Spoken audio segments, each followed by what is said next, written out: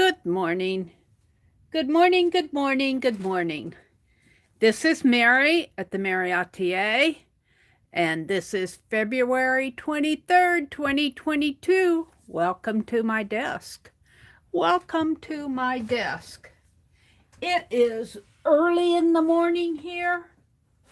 Way early in the morning. Time to get up and do some art. Poor Penelope, she said to me, Meri, there's no more room on this desk. She said, I don't have room.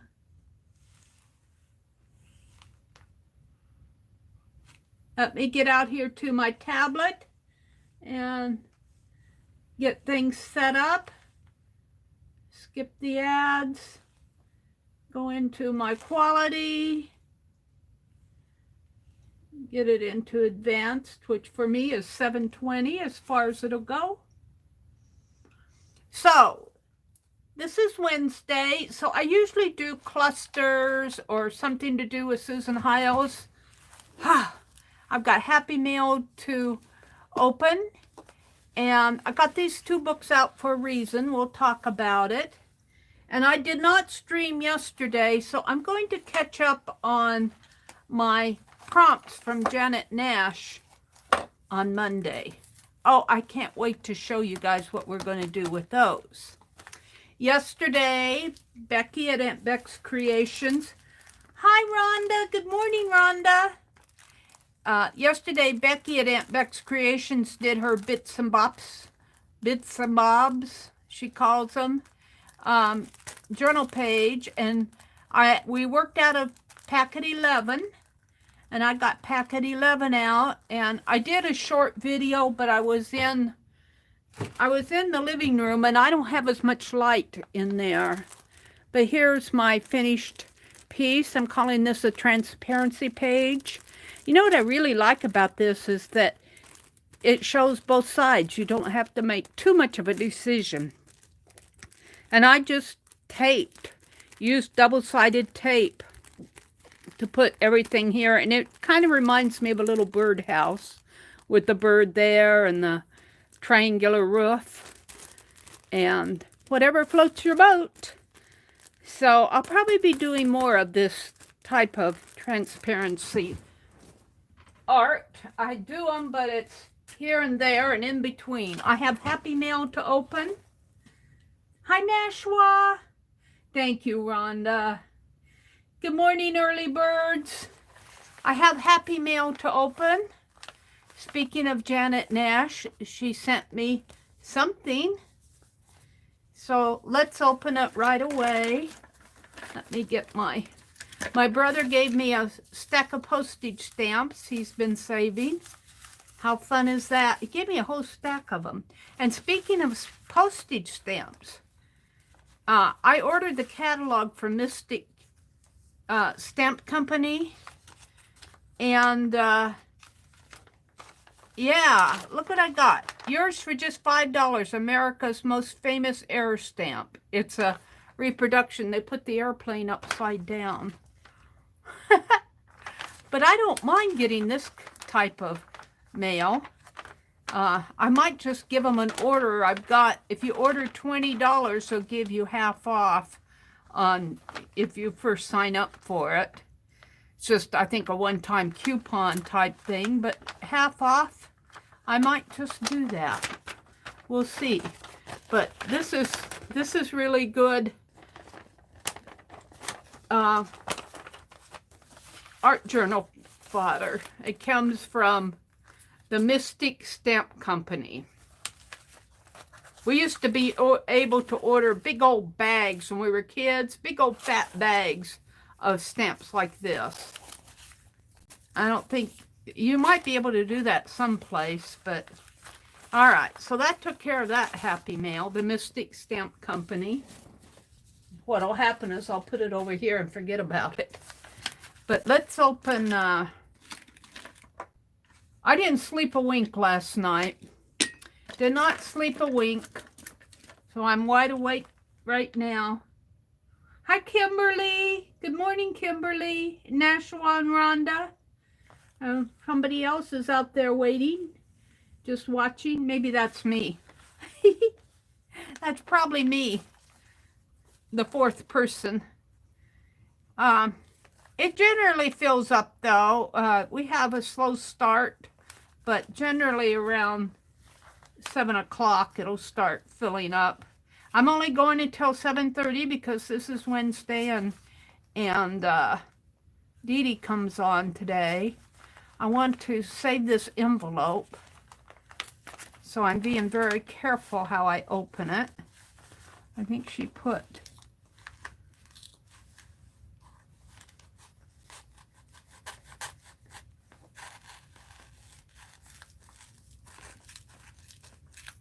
there we go.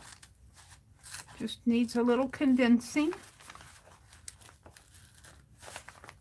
Of course, you know, this is my palette knife. It's not as sharp as scissors. It hopefully won't ruin anything if it touches anything in there. And I don't think it will because there's a flap there. So let's see what Janet sent me. Oh, she sent me, oh, bless her heart. Oh, look what she did. Oh, Janet. And of course her, oh, and then there's some, this looks like a printable that a red work embroidery. Let me hold this up so you guys can see it. A red work embroidery type use station. It says, I can't read what it says on there. It looks like a name up here, and then there's a clock. I think this is like an iron-on for red work embroidery. There, you can see it better down there. Well, I can. And then, of course, she's got the back. And I don't, oh yeah, there's some more of that in there. Oh, look. I don't know if you guys can see that too well. Need a piece of white paper. Here, I got another envelope.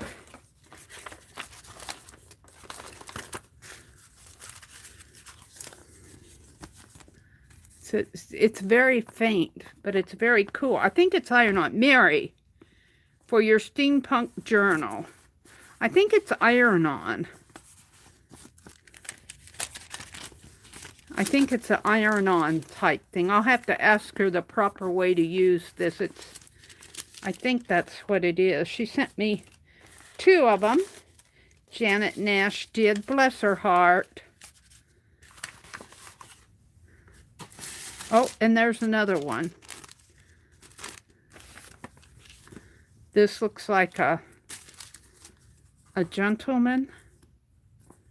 No, it's a flower, and I'm not sure exactly what that is. I'll have to ask her what this is, what this represents. Oh, it goes this way, maybe. Is it a bottle? Looks like a flag up there. I'll ask her how I'm supposed to use these. Is that it? I think that's it. No, there's a note or a piece of paper. I think the paper's just glued down in there. That's just lining.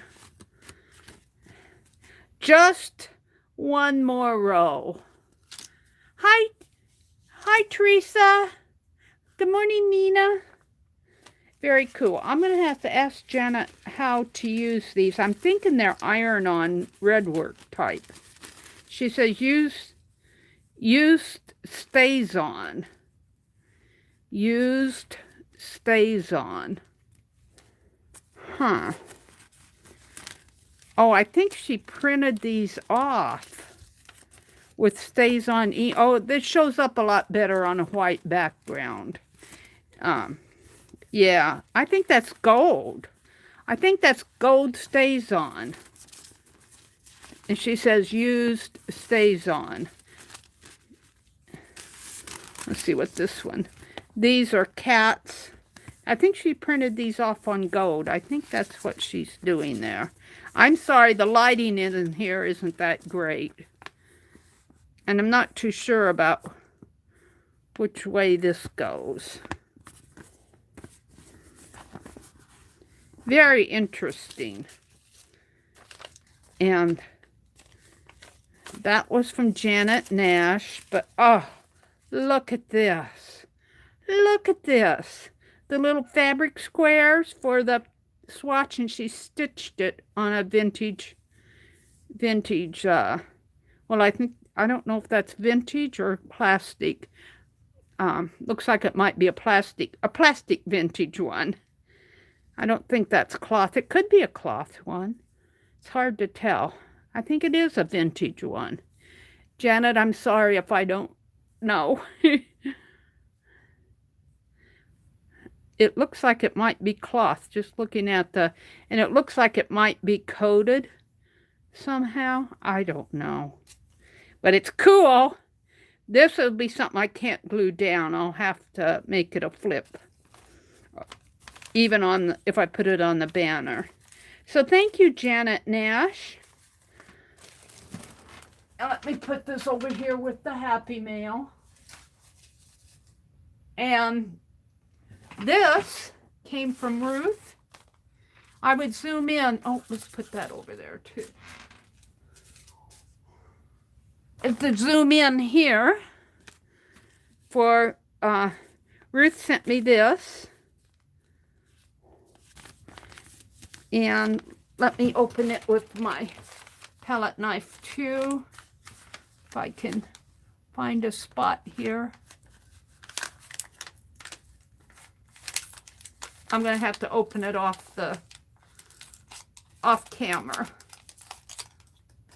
to get in there.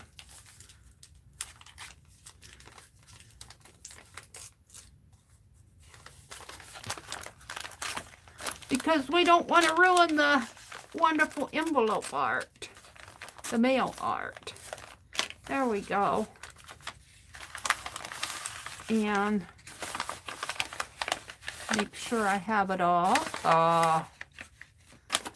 Let's see what she did here. Looks like some stitching. Oh, look. Between Friends. It's a beautiful quilt square. I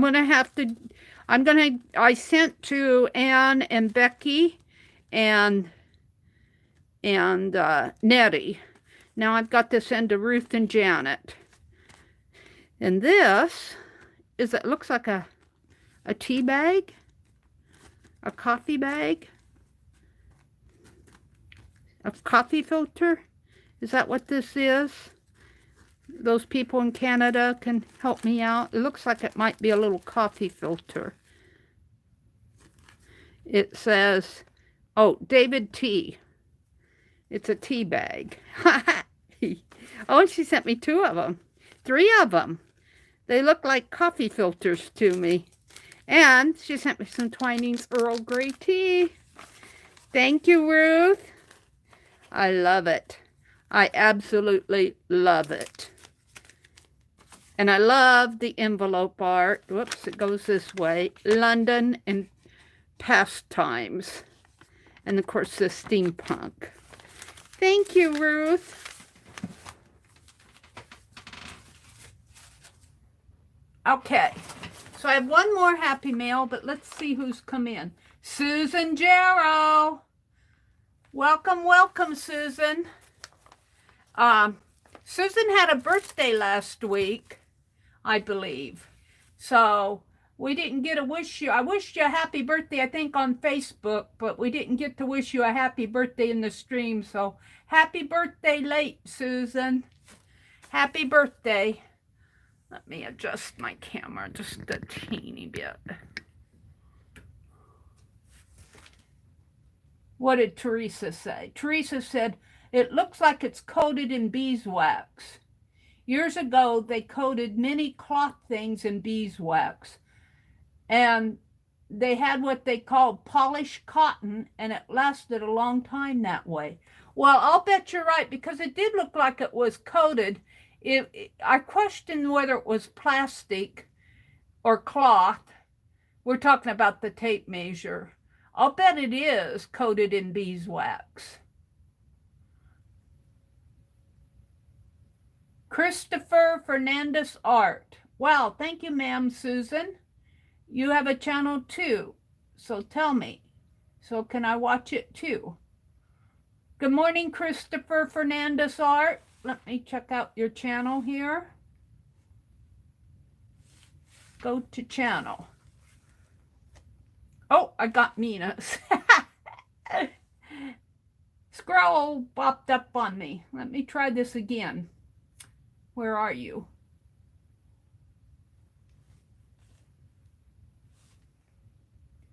Oh, Christopher Fernandez Art. Let's see. I always like to go to your about, and that tells me what you're all about. Christopher Fernandez is a contemporary social realist artist. Being multidisciplinary artist, he devotes himself in producing creative works through drawing, painting, photography, sculpting, installation art, and performance art. His aesthetic influence and working methods consciously respond to waking hours of social realism as he often meets present-day criteria of political issues in relation to historical values. Wow, that's a mouthful. I'll have to reread that and assimilate, devour it, digest it.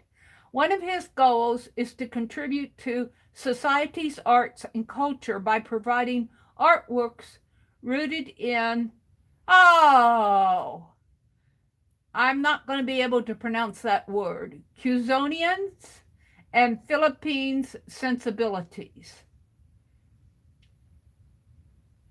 My artist statement. My work is capable of conveying with poised opinions which differ from the injustices of their social environment. In effect, my taste of art services as a means of modifying an individual's internal state in such a way to permit me to tolerate social settings that I would otherwise find unbearable. That's an interesting art. Let's look at your videos. You just drew yourself as the Joker. Oh, that's cool. I love that. I just drew myself as the Joker. Aw. I'm looking at that right now. I'm just seeing ads. I'm looking on my tablet. Drawing edition, Christopher Fernandez. And he's doing it in fast forward. And he's making himself the Joker. Very cool. Well, the opening was in fast forward. He slowed down. Okay, let me go back to some other videos. I just drew a self-portrait of Dark Side shorts, self-portrait Dark Side number 3, drawing National Treasure, Indigenous People, shorts. Oh, Sugarcane Farmer. Oh, this is interesting. I'll have to go and watch some of these videos. I'm just reading the titles. Well, thank you for joining us, Christopher. Let me go back to my channel.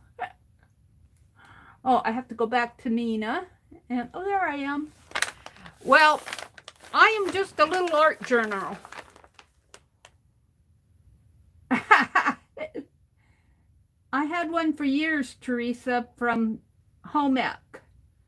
Yes, Susan, I didn't even think of that. Susan said the old fabric tape measures eventually stretched with use, and your waist measurement would get smaller and smaller. I want one of those. I want one of those.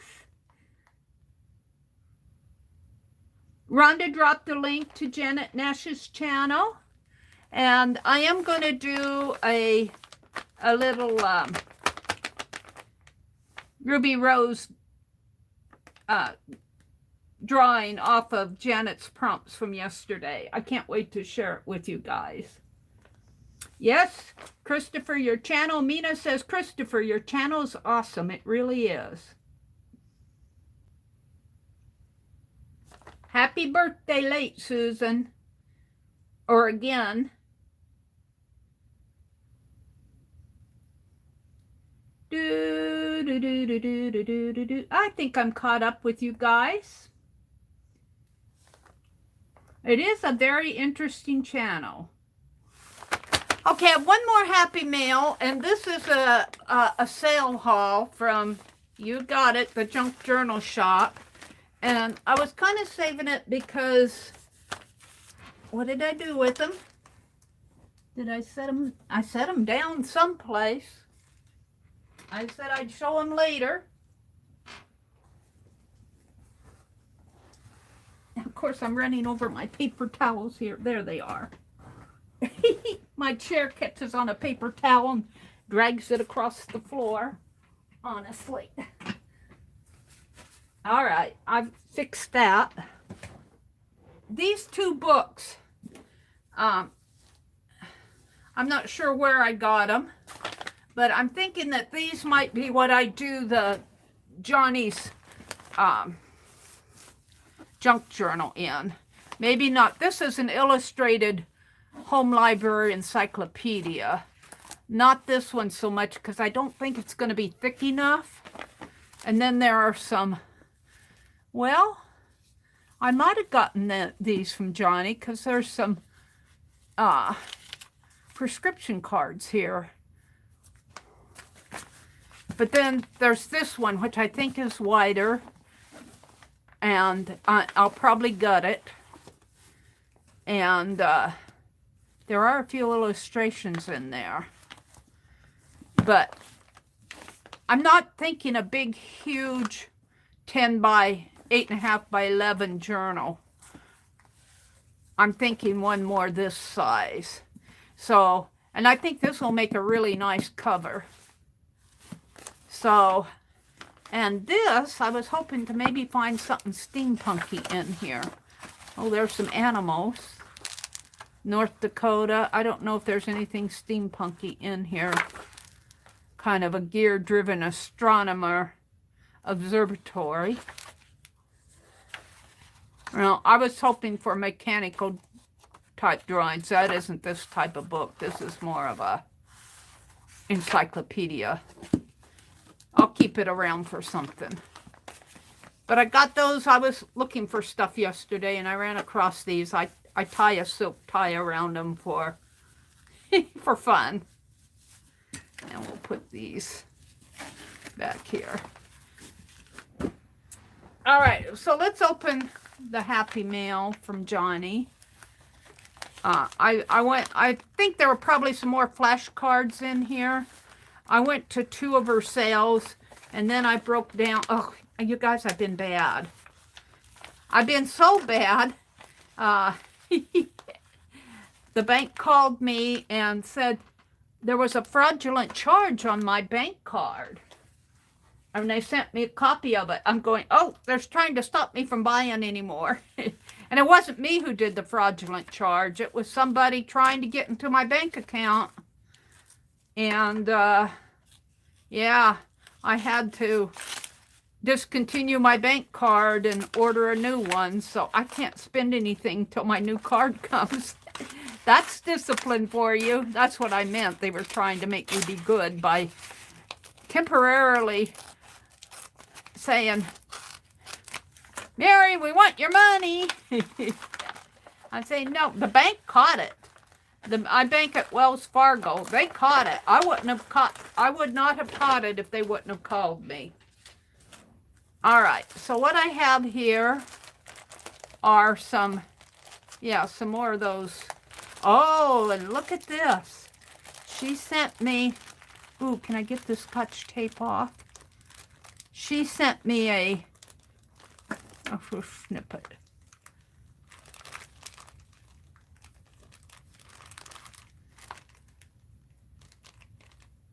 I might have to just snip the bag. Hopefully I can get it without too much damage. A clear plastic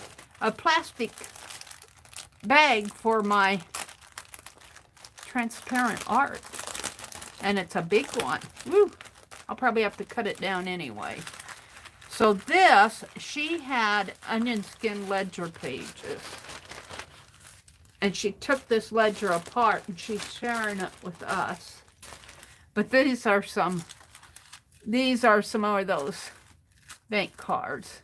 Meri, flash card 7, right 3, plain 5, German 1. Okay, so this is a German bundle of book pages, old book pages. Ooh, look at this.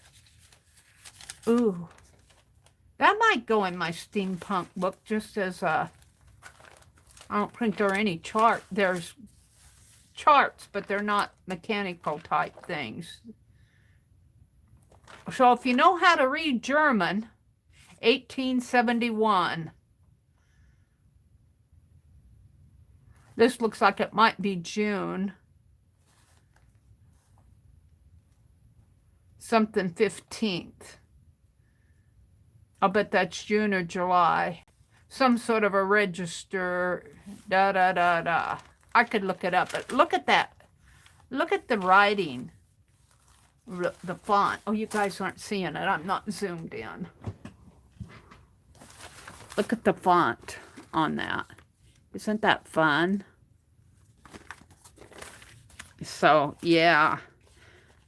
This will be fun to use. The flashcards, I'm not sure exactly what I'm going to do with the flashcards. I got them because, look down here. Look down here when she was making sentences. Look down here when delighted. Look down here when broken. That's broken. Everything count. Count everything broken. Look down here. Look down here when everything. Look down. Oh, let me take this off for a minute. I'm making, Johnny's got me making these sentences. Look down here when everything broken. Count. Something happened. Everything happened broken. Oh well. Those are fun. I'm not sure what I'm going to do with these. But whenever I buy something like this, I'm not sure what I'm going to do with them. They come in handy at the right time. So we'll just save them, and we'll save these. And she tore apart her old onion skin ledger. Look at this. December of 99. I'm thinking that's 1899. See if there's another date on here. That says April 10th. And then these are blank. I think I got 3 that were written on and 3 blank. Onion skin. These are cool. Now these may go in that book. I could probably even get that many of them. I could probably fold them in 4. I may not use the printed ones. We'll see. So let me look at chat again. I was playing the other day with, and I just left it out here on my desk, with Steampunk, Ruby Rose, and Bandit, and the balloon. Hi, Carol. Welcome, Carol. Hi, Topaz Pearl Girl. Good morning, Topaz. Yes, I'm Carol. Good morning, Susan, she says. Yeah. Nashwa's here. Carol's here. Topaz Pearl Girls. Susan.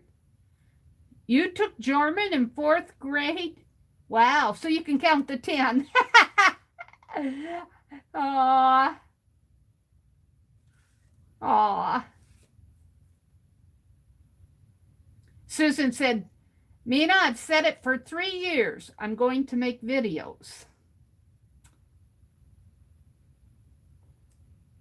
Susan says, we have Egypt, the Philippines, and the U.S. so far, and Canada. Carol now is in Canada, so we got Canada going here too.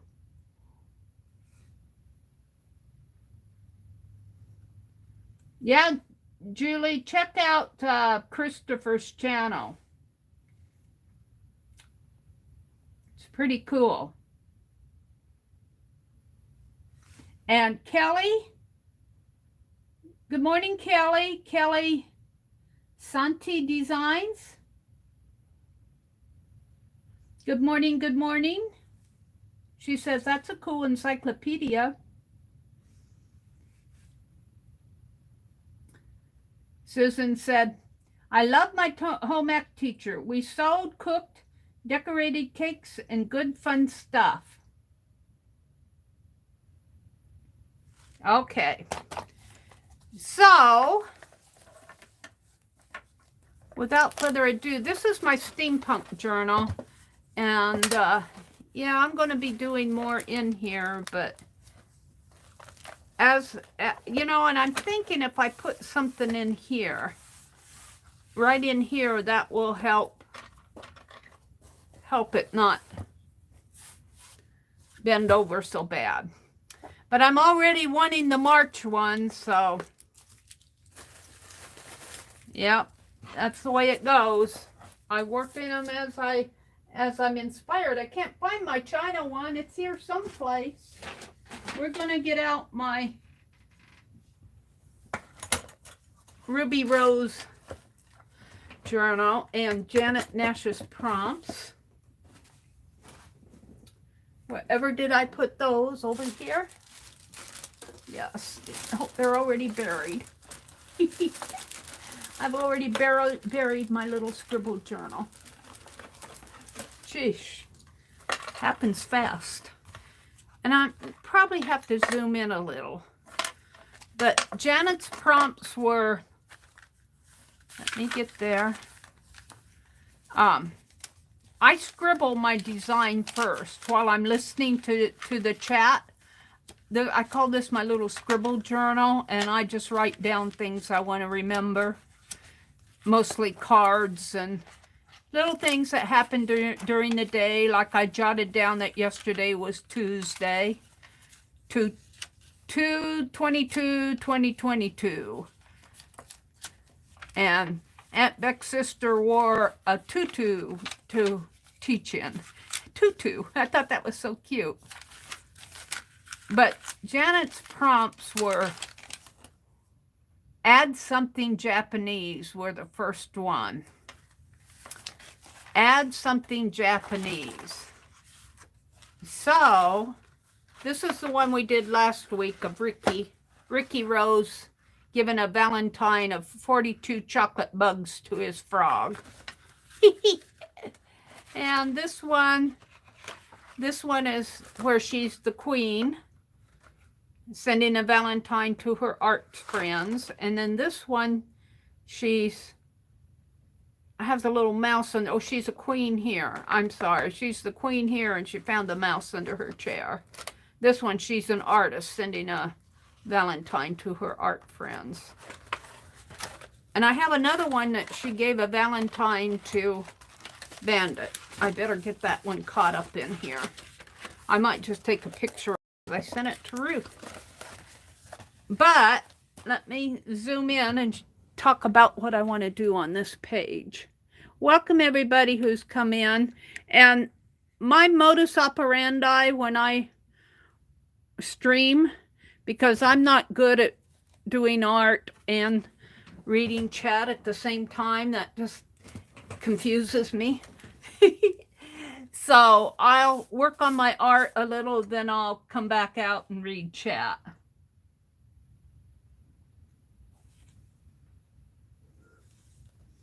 Christopher says, I love the vintage antique stuff. Yeah.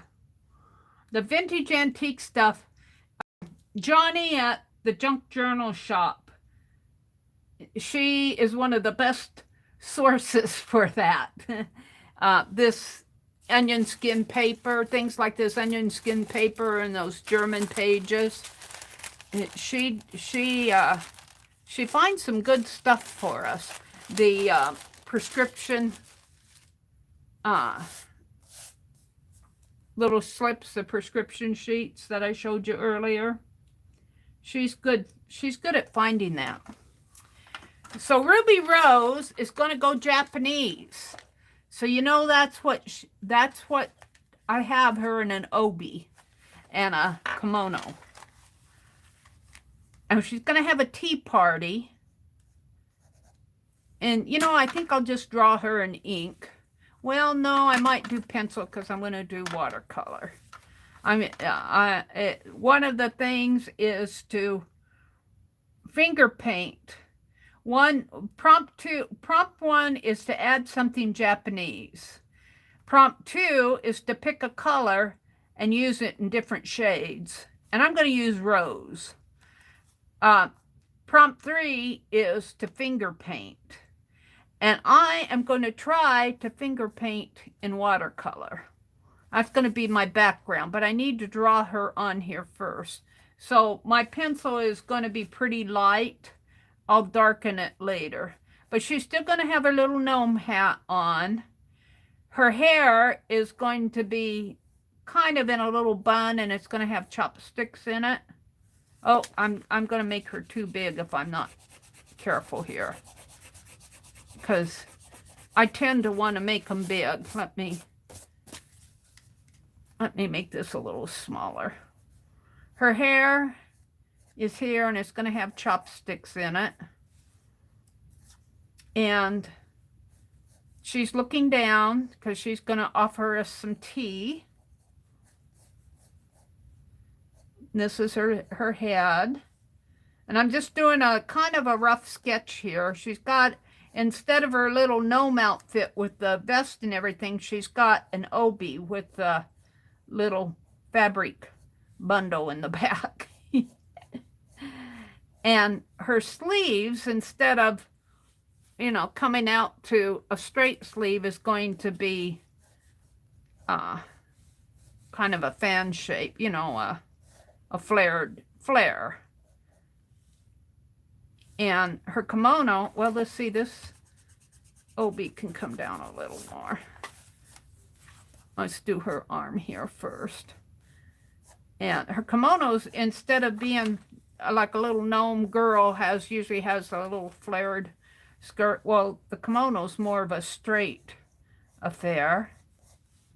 But it's still Ruby Rose. We'll put a little flare in it for her, because after all, she is a gnome. And her little obi belt.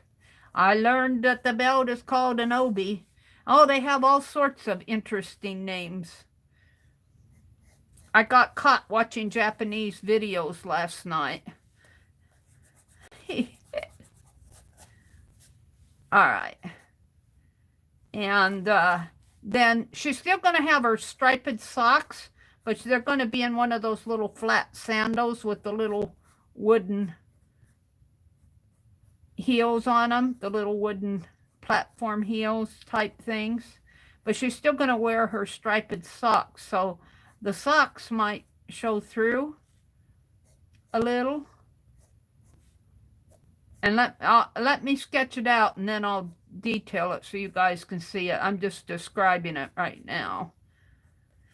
Okay, and then she's invited us to her little tea party that she's having. And you know, I didn't read all the details, but I caught enough of it to, when I was looking up, researching Japanese tea, that when they have tea, they have, it's a special deal. It has special meanings. That hand might be a little big there. So she's just going to have a little kind of a round cup, and her fingers are going to be holding it there. And then she'll have another sleeve out over this way, maybe. And of course, she's got her hair up in with the little chopsticks. You know, and it doesn't have to be perfect. This, you know, I just like to kind of tell the story off of the prompts. She's still going to have her little, she's going to have a little gnome cap. She hasn't given that up yet. All right. So over here, we have one of those little tables, and I forget there's a special name for those little flat tables. And did I write it down? I don't think I wrote it down. I might have. Shubachi, or something like that. S-H-A-B, I think that's U-D something or other, table. I'll have to look that up again. There's a special name for this little flat table that they sit at to have their, I don't know if they just have tea there or if they have all of their meals that way, or if that's just more of a traditional thing. And then on the table, there's going to be a little teapot with some little cups. We'll put a couple there, maybe one over here. And there's also going to be a little vase type thing. And the 6th prompt was use something off of page 41 of a magazine. And I told how the other day I went shopping in Walmart, and there was a lady standing at the magazine rack, and I politely circumvented it for 15 minutes, and I came back and she was still there. So I went down the pencil and crayon aisle and looked around there. I come back, she was still there. I'll bet she was at that magazine rack for a good 20, 30 minutes. I'm going, I wish she'd move on. I want a Victoria magazine. Finally, I had to go to the bathroom. And so I went clear to the front of the store. The magazine racks are at the back of the store and the restrooms are at the front. So I thought, if she's still there after I go to the ladies' room, I'm going to have a problem. She wasn't there. There was another lady there, but that other lady was more polite. I said, I'd like to get to that Victoria magazine, and she moved away so I could get it. That's all I wanted was the Victoria magazine, because I like to read it. And sure enough, on page 42, there were daffodils on page 42. Spring daffodils. So we're just going to do some little sketches of daffodils. Some little... maybe another one coming out this way. Oh, and I watched Kathy Arbor yesterday afternoon. If you guys have not watched Kathy Arbor, you have got to catch her. She was painting, watercolor painting, snowdrops. Snowdrops. And I swear, her sketch was just so soft and pretty. And she had her reference photo over here and her snowdrop watercolor here. And I swear, you could tell there's just, you know, and I mentioned it in chat that there's something about art versus photography. Photography is very, I call it mechanical. It's a snapshot. It's a picture in time. It's very realistic, but when you look at what, especially when somebody's as talented as Kathy Arbor is, I swear those flowers looked more like flowers than the snapshot did. She did a wonderful job of it. I was very impressed. I don't get out to her channel much. I need to get out there more. And I'm really sorry that this is kind of small, and I know I'm just sketching, but I'm trying to tell the story as I go. And over here, of course, we can't have Ruby Rose without having her friend Bandit. So he's going to be having cream in his tea, I think. Little Bandit is down here having he might be a little big there, having a sip of tea. Bandit is our little kitty mascot.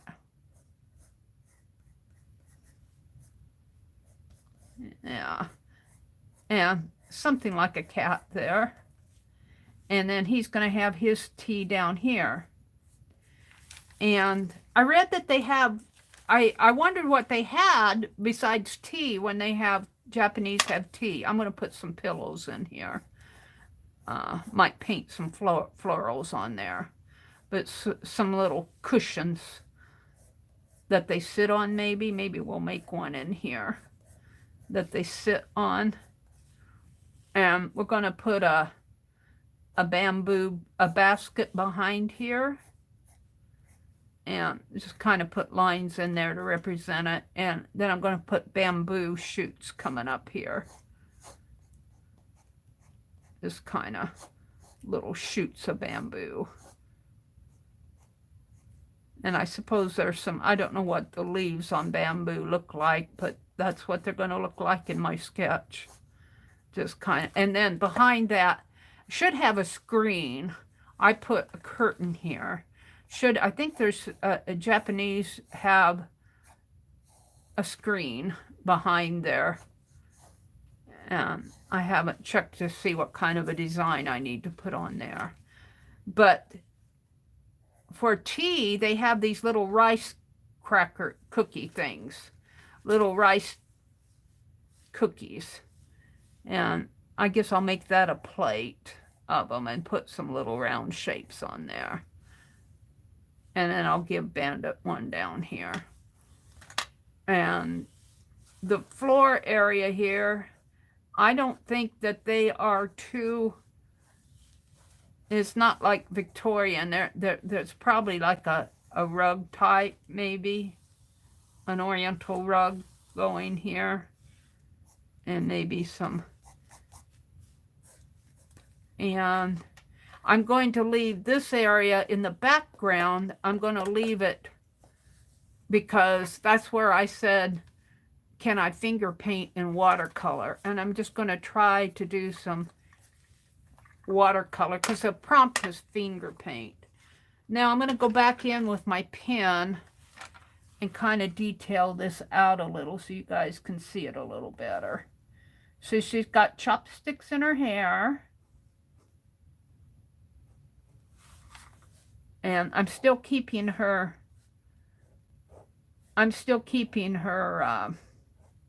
gnome hat on, which is kind of silly, but she is a little gnome. And she's just playing dress up with a Japanese obi. And I think it probably has sort of a, well, they have that sash around it, the little sash and the little bundle in the back. And I guess there's special ways to tie those. Now, Ruby Rose usually has roses on her little gnome dress and hearts. But this is a little silk kimono type thing. Maybe I'll put another silky piece like that. And then she's got her little platform shoes. And this isn't drawn, you know, this isn't meant to be anything more than just a little fun with the prompts. Little fun with the prompts. So if it's not perfect, oops.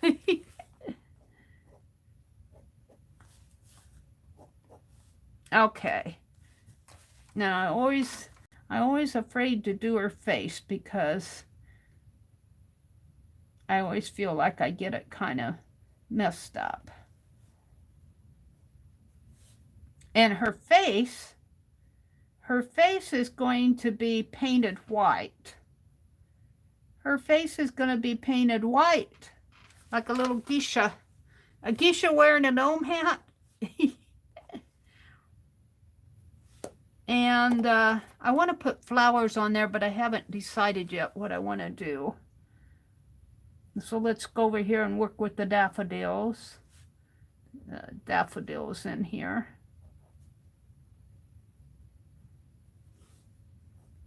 In a little vase.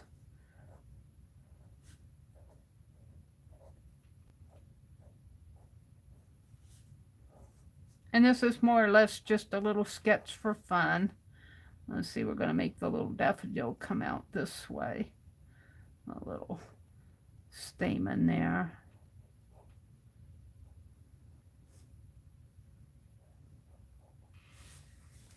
And we'll make one go up this way.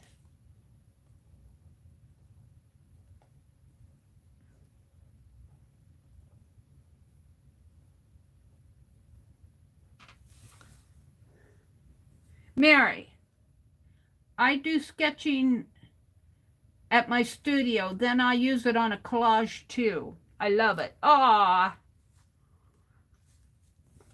yeah, I saw you were sketching yourself as the Joker, Christopher. I just noticed that I was looking at your videos. So I am going to paint this. Let's see, let's put little Bandit as our little black kitty. There's a whole story here of Bandit and Ruby Rose. Gnomes are known to be afraid of polecats, and Ruby Rose snuck out of her grandmother's and grandfather's house. She bribed the cricket alarm and snuck out to do some urban sketching. And she was so involved in her sketching, she didn't know there was a polecat sneaking up on her. And, but her knight in shining armor, I don't know what little rice cakes look like. I'm just going to kind of make them little cookie shaped. Was Bandit happened to be around, and he saved her from the polecat.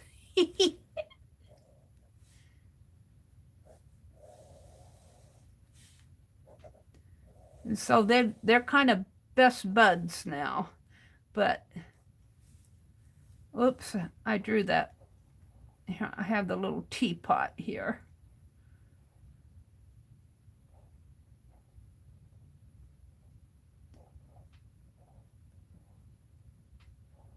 And you know, these are just basic shapes. These aren't anything.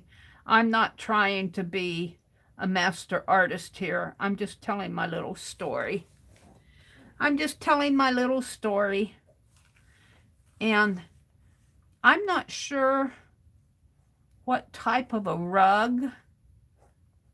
I think there's be some type of a rug here. I would think that since it's in Japan, it would probably be very simplistic. Maybe something just very simple. Maybe a graphic in there. I'm not real sure. I'm not even sure if it'd have a fringe. I'm just going to leave it like that for now. And I want to put some pillows here underneath of the, so her guests can be comfortable when they come. And this is the bamboo in the background here.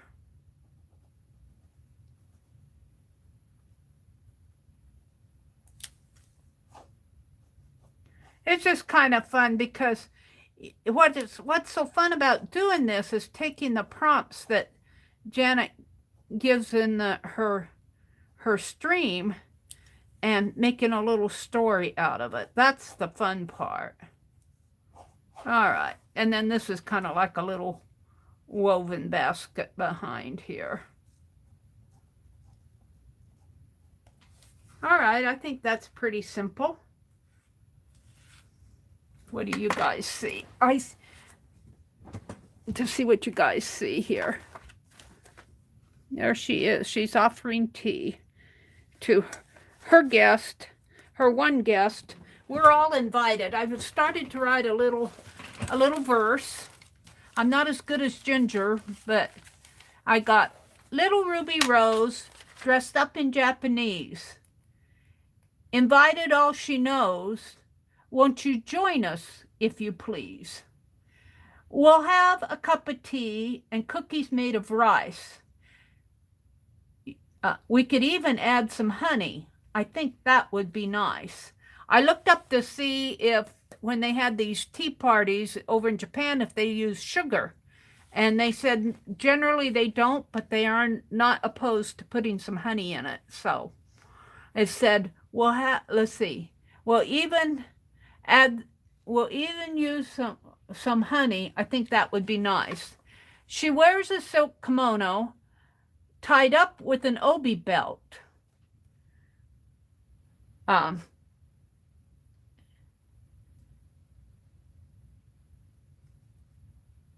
But let's see, I just don't know. I can't, something that rhymes with kimono. I said she wears a pretty little kimono tied up with an obi belt. But I just don't know. Don't know is supposed to mean don't know if she tied it all herself. She wears the, oh man, my writing's bad. She wears chopsticks in her hair.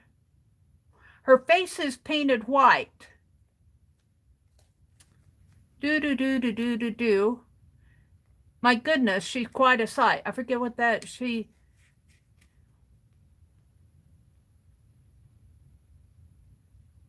I forget what that, I'm going to have to figure out what that third line is. I just scribbled it. It says, we'll sit at a shabodi. I can't pronounce that word. I'll have to look it up. It's a word for this low table. We'll sit at a shabodi table with pillows all around. With pillows on the floor. With with beautiful spring daffodils for us to adore. I'm still writing that. I just jot down my thoughts and I try to make it work. So I need to clean that up a little. I need to write a little better. Part of it, I had some other things going this afternoon and I was just scribbling as the thoughts came to me. So Ginger Rogers wrote a really cute verse in our stream the other day about this little one. I'm going to read it here in case you missed it. This is Little Ricky. Little Ricky Rose is Little Ruby Rose's twin brother. They're gnomes. And he's given his frog a valentine of 72 chocolate bugs there. And she wrote this verse in our stream the other morning. It just blew my mind. It says, early this morning, just after dawn, little Ricky Rose woke up with a yawn. He pulled on his clothes, washed his face, brushed his teeth, went into the kitchen and got something to eat. It's Valentine's Day, and I gotta say, little Ricky's excited to be on his way. From his cupboard, he gathered his slingshot and rocks, and then he pulled out a beautiful heart-shaped box. Out of the door, he ran quickly, a jingling each stride. With bells on his hat and shoes, he flied. To the bog he was headed to see his best friend, his sidekick, his buddy. Oh, Ribbit, amen. The name of our frog is Ribbit. Hello, Ribbit, old pal. Nice to see you today. You're my BFFF. Hey, it's Valentine's Day. A box of fresh bugs, count of 72, all covered in chocolate, so yummy for you. And this was all done off of Janet Nash's prompts. One of the prompts was get something off of page 72. And there's actually lace on page 72. I used it on the Valentine, but I put a count of 72 bugs. And let's see, I think the other prompt, there was a prompt of ransom letters. That's BFFF. Use die cuts or use ephemera. And I'm going to have to write the prompts down. They're in here. But those are most of them. So this is what I'm working on today. Shelly in here. Hi, Shelly.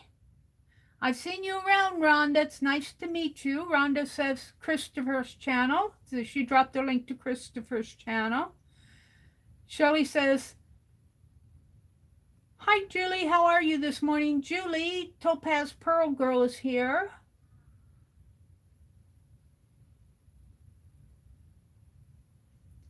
Susan's back.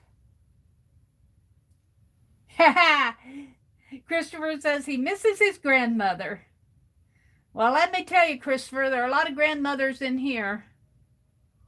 Thank you, Shelly. She says, looking good. Rhonda dropped the link to Gigi's channel. I'm just reading what you guys already know, but I'm just trying to get caught up with what's going on in chat. Carol is here. Gigi was here.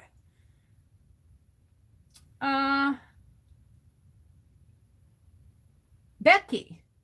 There's Becky way up at the top. She says, I'm trying to get my eyes open as I eat breakfast. The vase-looking thing probably held sake. No sake, Becky. No sake. It was tea.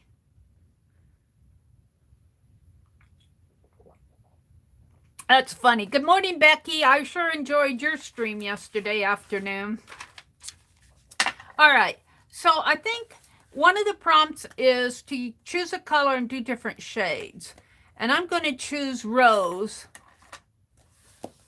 And I was thinking, and you know, I don't have my entire watercolors out here, but I do have these Kurtaki watercolors, which are kind of a matte watercolor. And they're, ooh, look, Oriental. I don't know if they're Chinese or Japanese Kurtaki, because I can't read. Made in Japan. So they're made in Japan. So we're going to use the Kurtaki watercolors. And I'm going to use my fingers. I'm going to combine the two prompts. One prompt is to choose one color and do different shades. And the other prompt is to finger paint.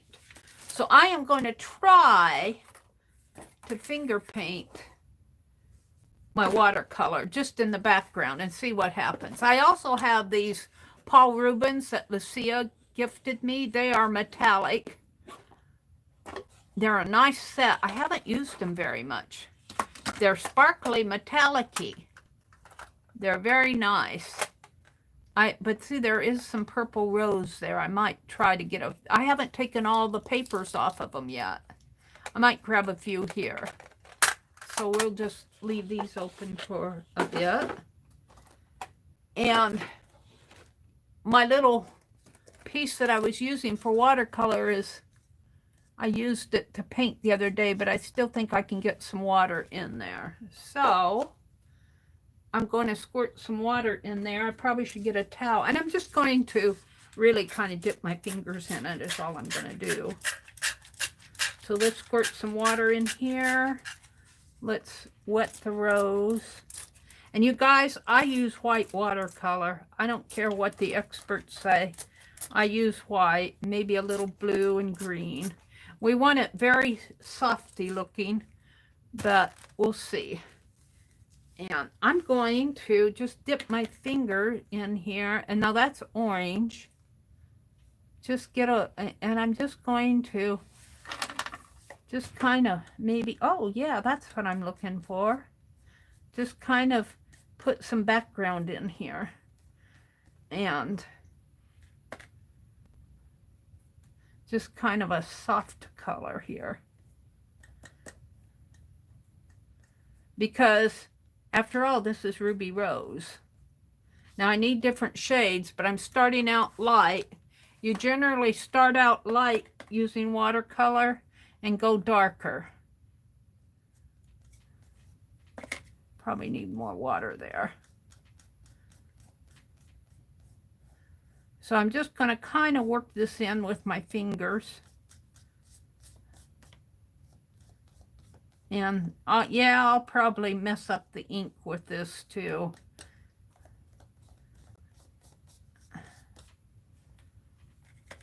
And I won't do everything in with fingers because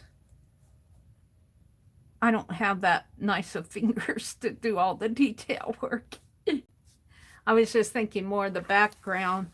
Maybe, well, now let's get some darker, maybe some darker reds here for some kind of some flowers.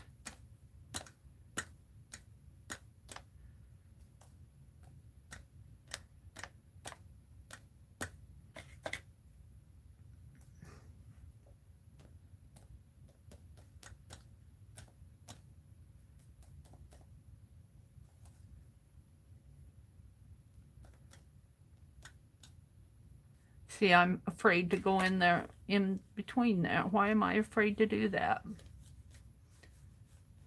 And this is mixed media paper. This is not watercolor paper. Now over here is a screen. And I don't know what it's screening out. Let me get a towel. Wipe my finger off here. I'm going to let that dry a little.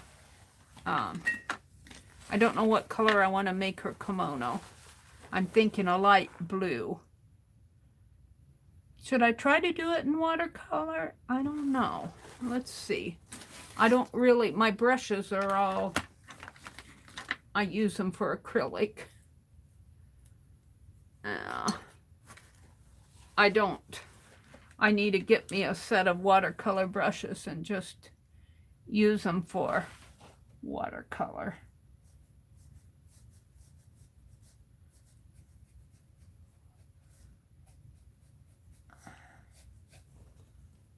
Oops, I don't want to dip it in my tea.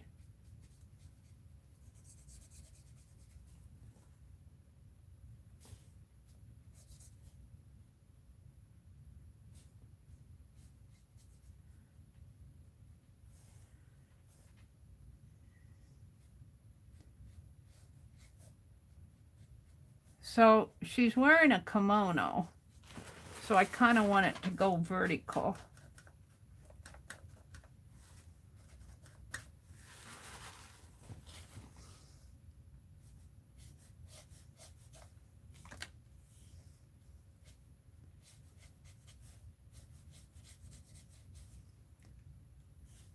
And I'm somebody, if you've seen my urban sketching, you will see when I go out and urban sketch, I don't do these very delicate sketches and all of that. I slam the color on there.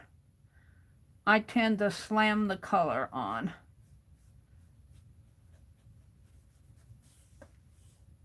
You start out light and work down.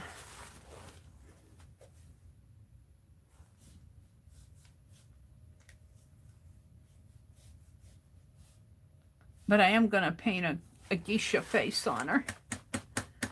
Because, you know, she's playing Japanese. She's playing like she's serving a Japanese tea. And I guess I'll even make her hat. I don't know. I'm looking for the darker colors. I think this is a darker blue here. We're going to make her hat blue too.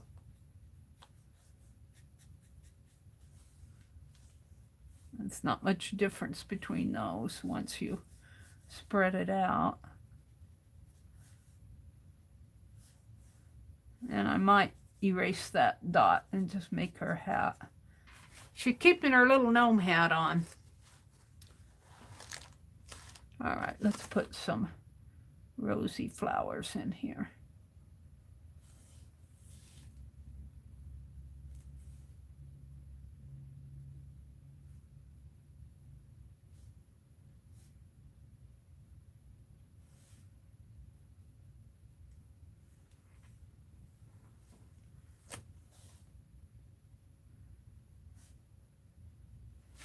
What's going on in chat? Am I missing? Susan says, Bernadette looking for drop food bits. Becky says, Bernadette is doing the kitchen floor patrol and Hallie has stolen her bed. Howie. So I need different shades. I'll go back in with some more darker in here. Just, I'm not trying to do realistic flowers. I'm just trying to get images on the wall here. I think I'm going to blot those out a little though.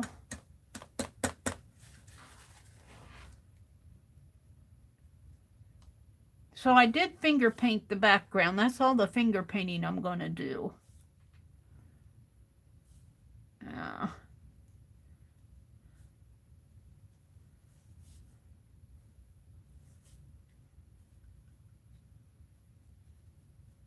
I don't know. It looks a little spotty to me.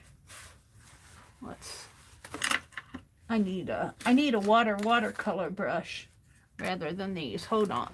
I like that for detailing. Let's get my brushes over here. I'm not a true watercolor artist. I should play with them more than I do.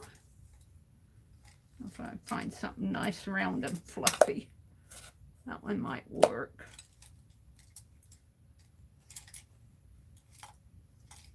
I use my brushes more for crafting than painting. I set those on the floor. I want to add some water to this. I don't like how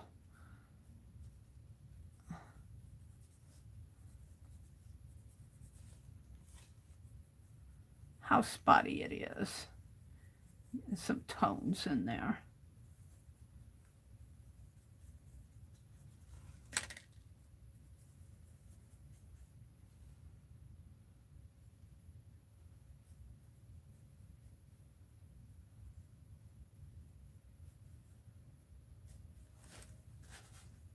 I guess the wall's going to come clear down to the floor. Yeah, that didn't make much sense to me.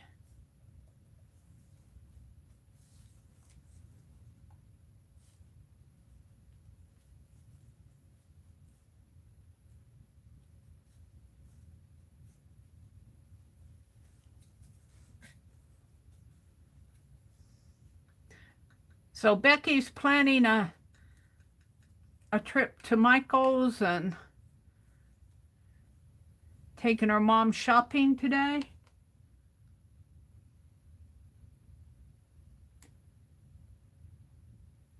Yeah. These Kurtaki ones I brought home from Madison with me. So I've had these Kurtaki ones for several years. I have to tell you, I get gifted a lot. I get a lot of gifty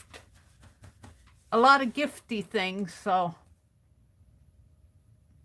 I can't really say that I went out and bought one. The last watercolor I think I bought was some Daniel Smith watercolor sticks in Madison.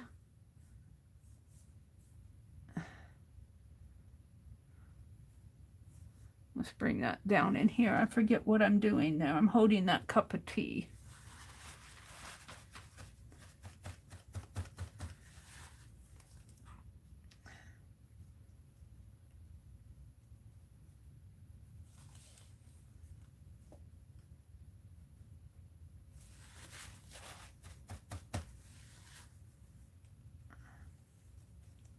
Doesn't have to be perfect. I'm going to call that different tonal values on here because that's what the prompt is. And I've totally covered up my finger painting. It was there though. And let's wash out my brush. And I'm going to go back in with some more of this blue on her kimono.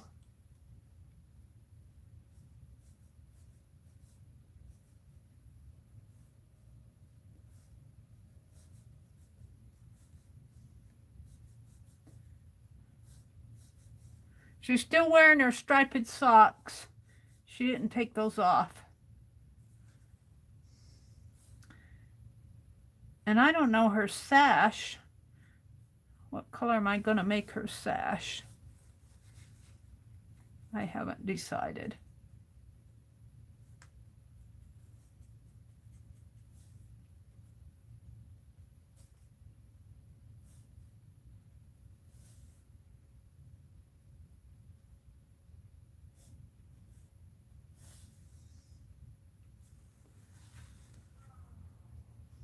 I'm just playing. Oops, that brush wasn't clean.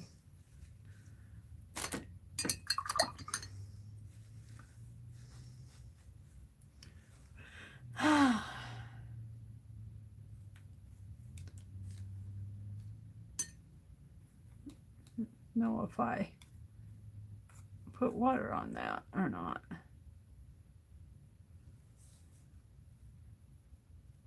Kind of a bluish gray. Let's put it in the background here.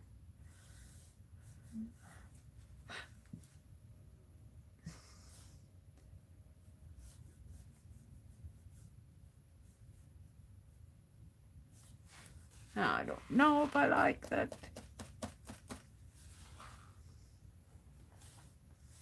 And I'll probably detail this with pen and ink once I get done here. I'll probably detail this just so it'll stand out a little bit more.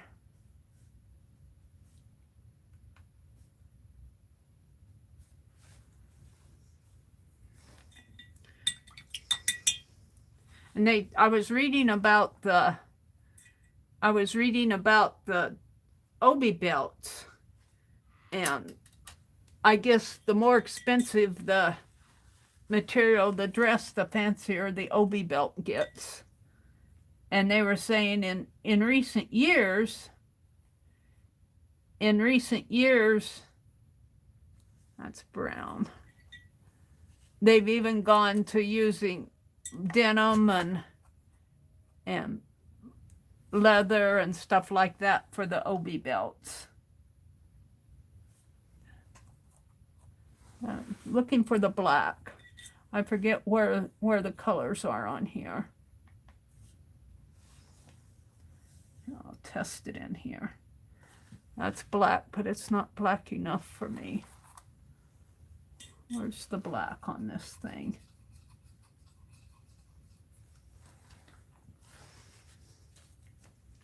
She's going to have black hair. Oops, that's purple. Where is the black? Is that black? That's kind of a dark blue. We can make it black. Is this the black? They probably don't have a true black.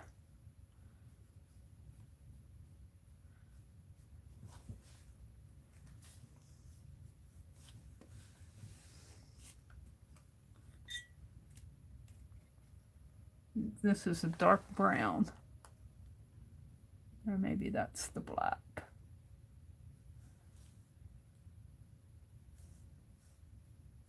She put a black wig on her hair. Her hair is usually a light blondish brown.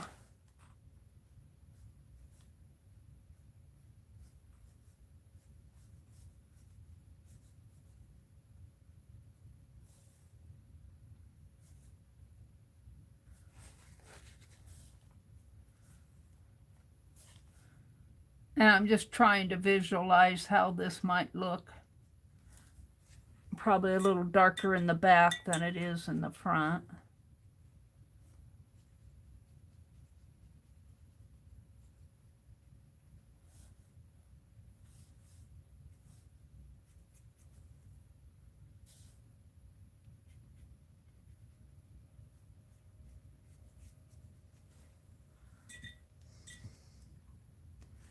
And a little silky kimono.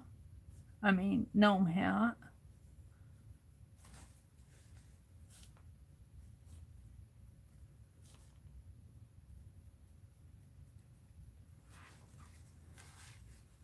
She looks like a little wizard. She looks like a little wizard. That's okay. That's her gnome hat. If I didn't have that hat on her hair, she'd look more Japanese, but... All right, let's do the little shoes. No, should...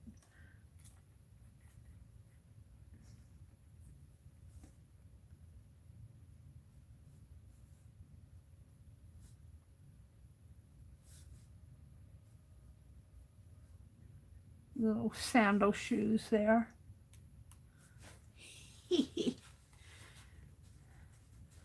And I guess her obi should be pink. Should be pink.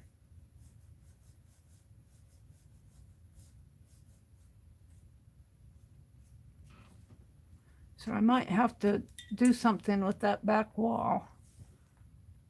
Or maybe I could just...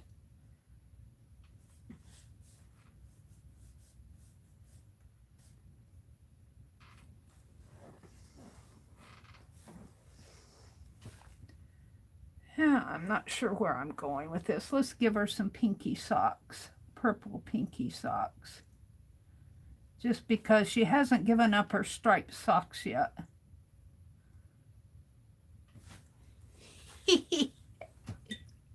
She's stubborn about that.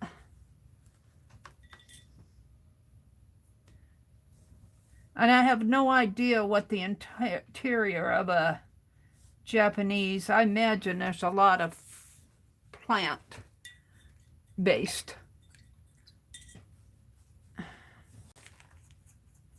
I didn't put water on that.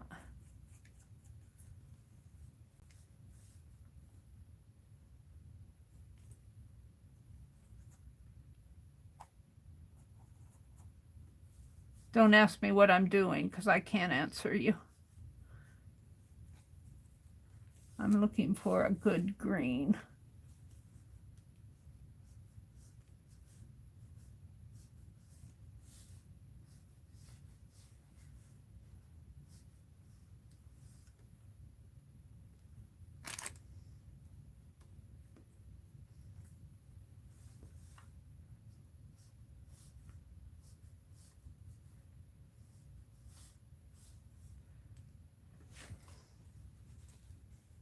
I'm going to get the watercolor brush again. What did I do with that over here? She looks more like a little wizard to me.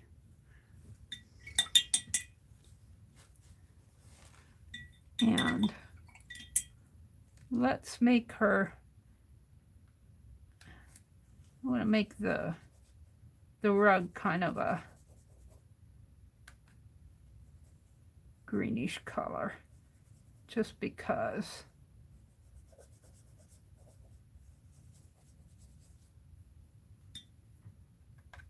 I think it needs it.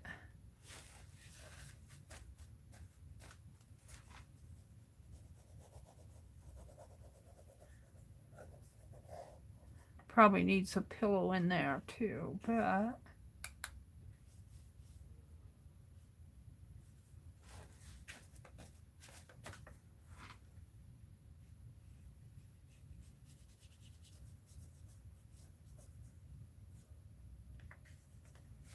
doesn't have to be perfect. And to tell you the truth, if I were illustrating a children's book or something, I'd probably do this design 3 or 4 times until I got it like I thought it should be. I'd probably do a little bit more research on it to see what the interior of a Japanese room looked like. But we're just playing here.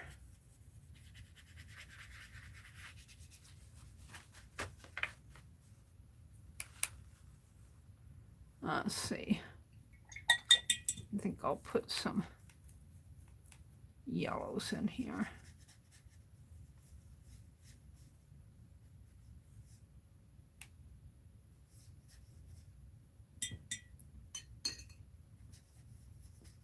Just to get some color in there. I might take that yellow and bring it back into here.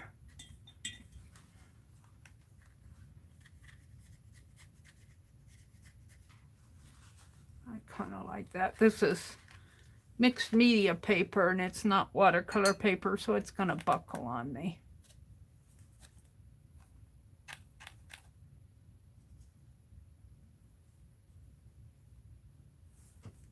And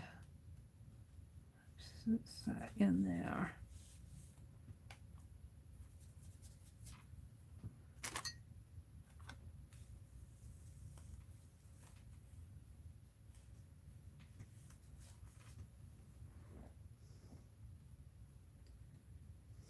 I'm not sure I like her outfit. She looks like a little wizard to me.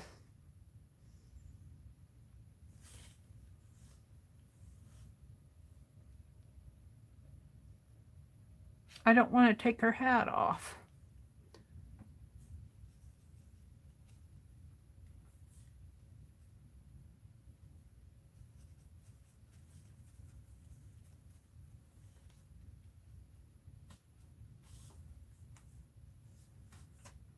Meri's thinking to herself.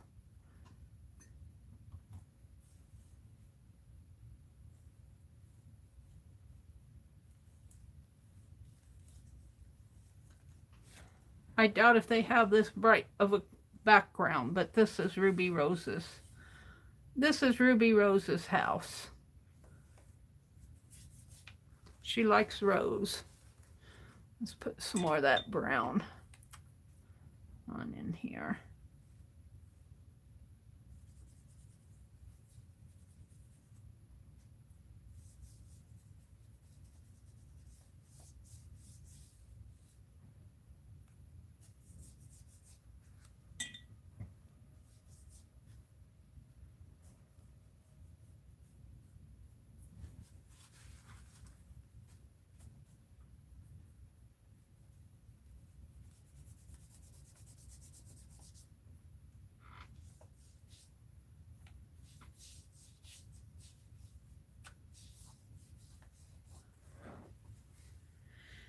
Okay. And Bandit is a little black kitty. And I haven't figured out which color. I don't think there's really a true black here. It all looks blues to me. Guess that's as close as we're gonna get. I think that's a dark gray though.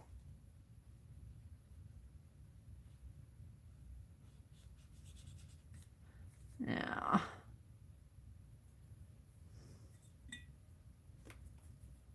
More of a brown. That's brown. That's blue.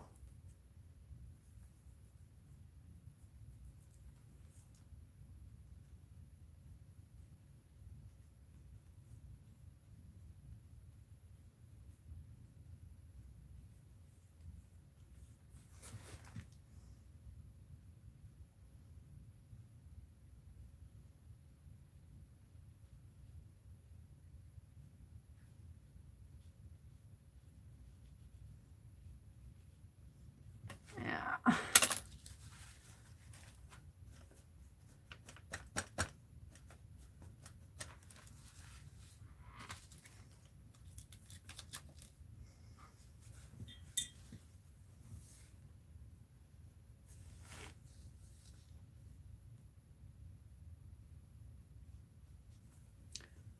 I don't know what I'm doing here.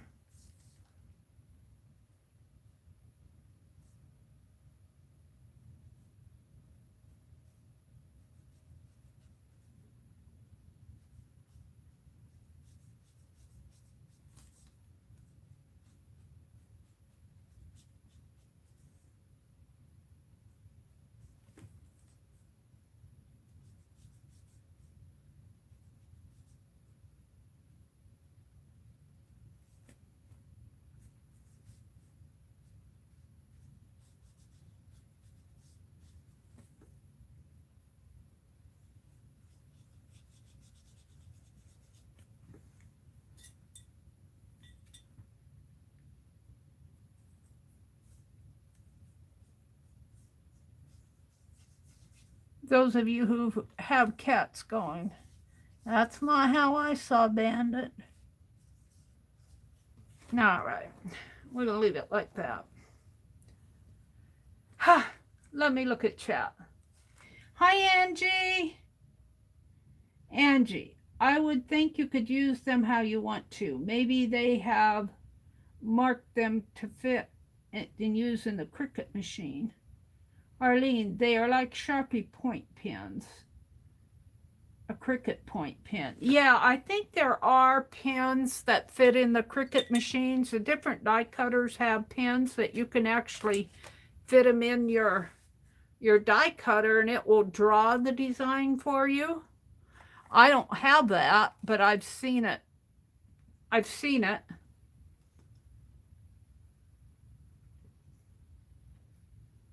I'm not sure I'm real happy with this, but I'm not real unhappy with it either.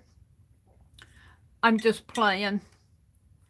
I'm just playing. Ooh, I got, that brush wasn't clean. Yes, Meri gets her watercolors all messy. I don't try to keep them clean. I don't even try. Let's put some vertical shapes in here.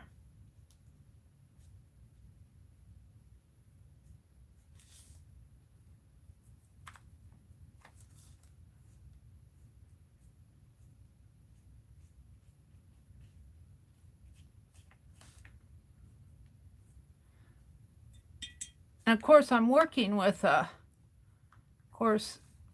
there's only 1, 2, 3, 4, 5. There's 20 colors here.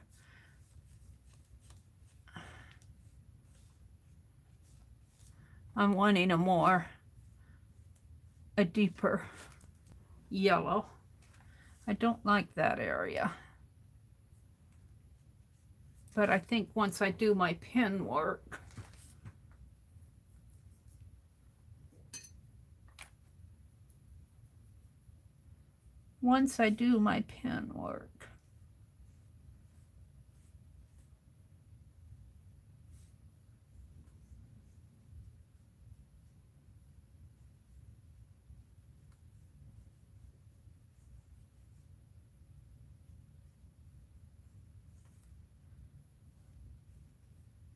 whoops, there was a plate of rice cookies there. I just covered them.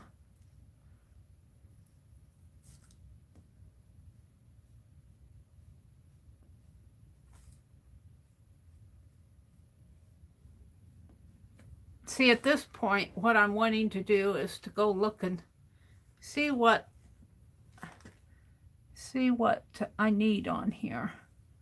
I don't feel like I'm truly representing what I'm thinking, but that's okay too. We're getting something in there. That's all that counts. Right.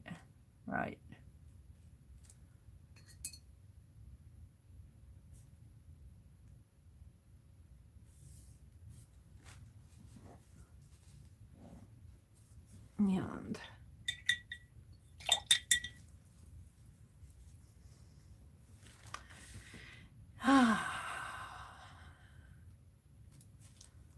let's make the pillows a blue.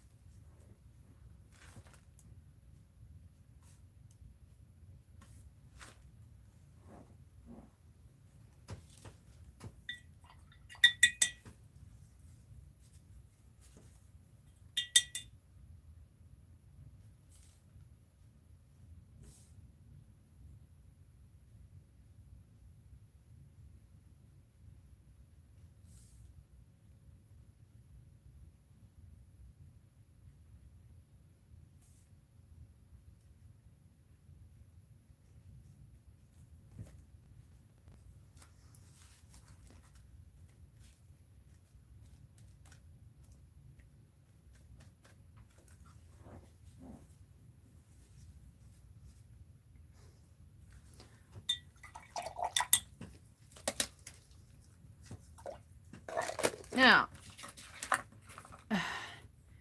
I'm not a good watercolor person. I think I do much better with my acrylic paints. Let me get out my pen. I have to play with it more. I'm not saying I'm disappointed. I'm just saying that I feel like it could be better. We're going to detail it over here.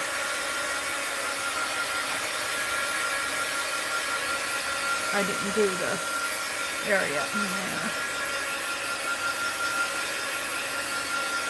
I like my story. I just feel like this needs a whole lot more work, and I'm not ready to do that. What time is it? 6:05. Oh, it's not dry.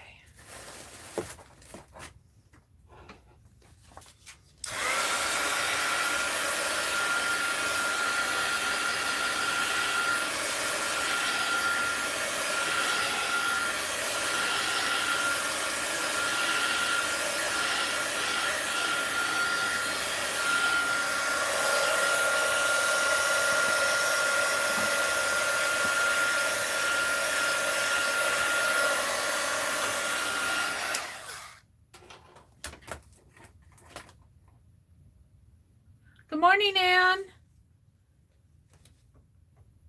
But Meri, you are good with watercolor. Thank you for the encouragement.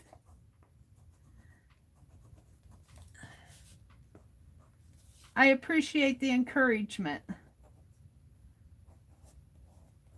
I'm going to actually use my black pen that's caught on my tape there. That tape is about done for. No, that's not the one I want. Is this one better?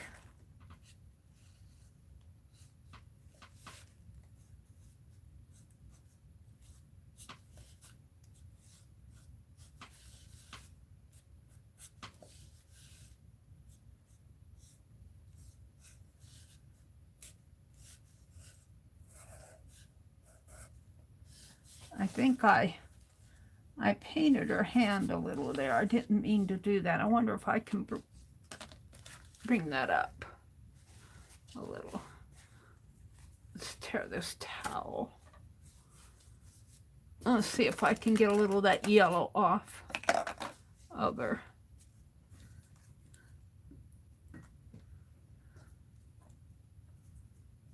Hand. Lift it.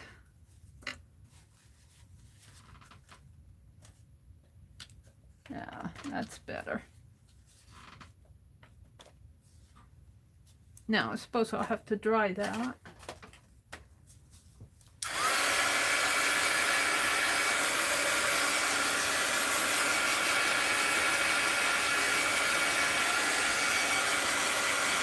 I think it's passable for a sketch. I think that if I really wanted a nice painting, that I would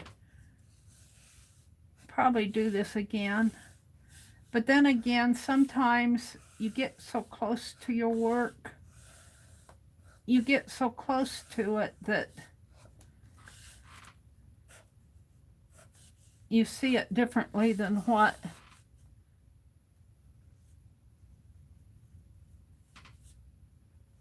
in your head than what you're seeing on the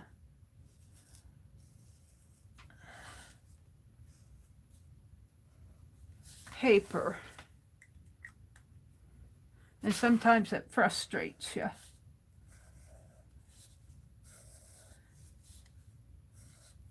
And I'm not sure watercolor artists would really do this type of black line here. It really is not delicate. These big black lines are not really that delicate, but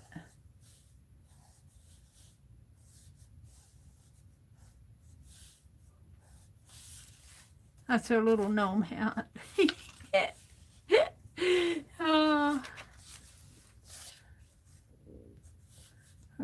wooden sandals down here.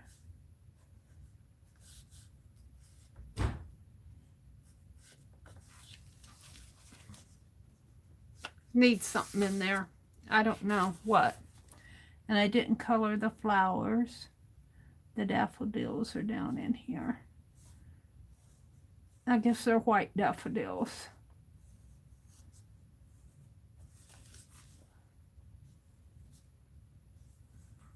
Now, how did I have that going?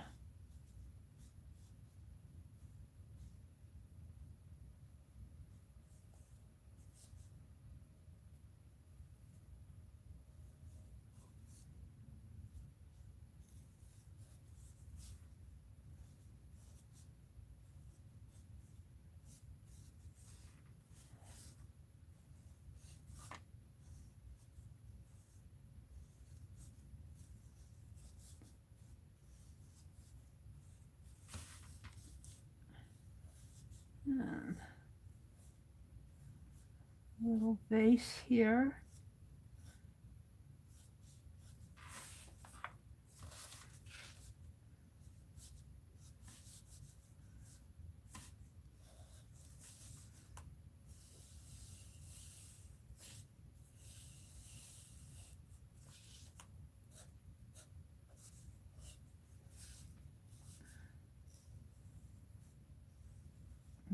Little teacups in here and a plate of rice cookies.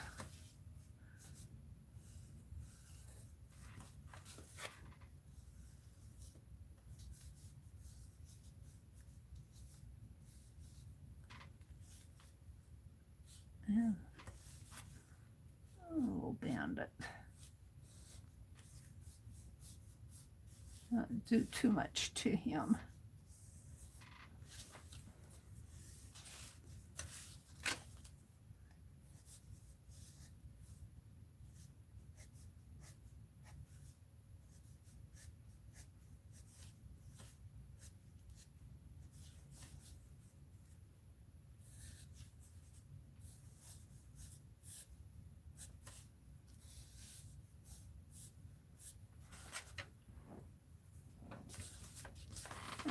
Make the floor come there, and the rug there.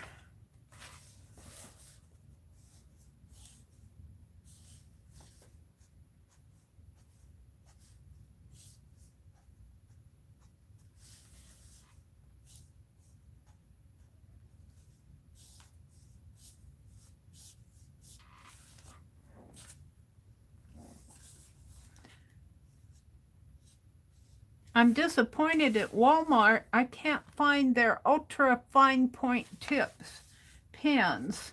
These are called fine point, but they look more like the Sharpie point.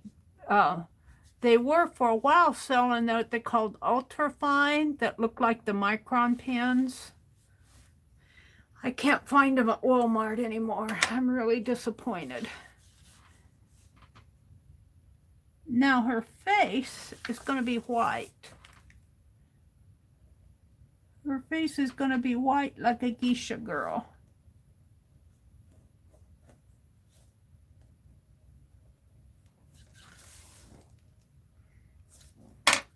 Yeah, I'm not sure I'm happy.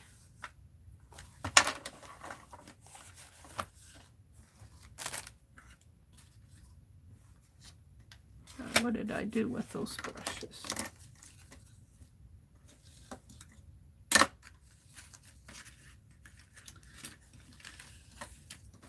I threw them over here somewhere.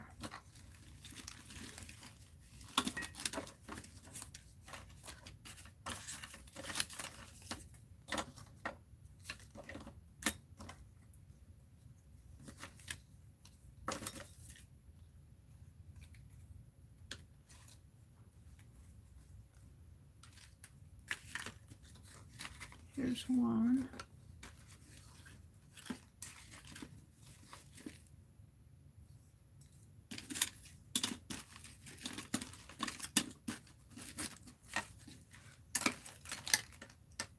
Not sure sure these are brushes I'm using. I don't know what I did with them. Jeez.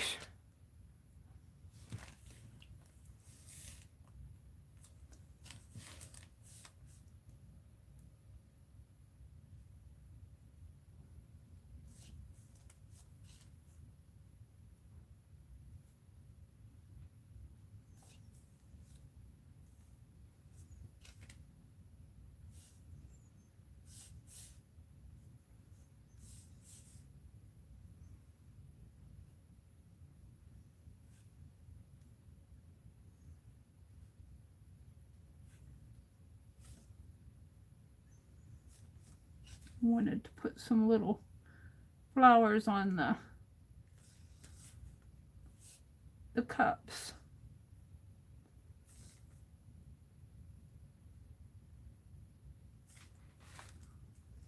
And I guess the teapot can be white too. Got a porcelain type teacup.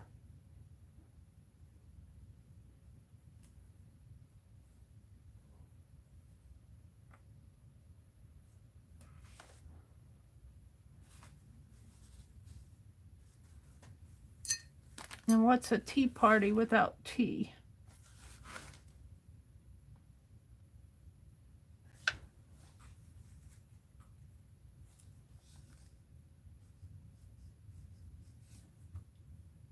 And it says, what's this? I'll take mine with cream, please. You're feeding me mud? And I didn't put any color in here.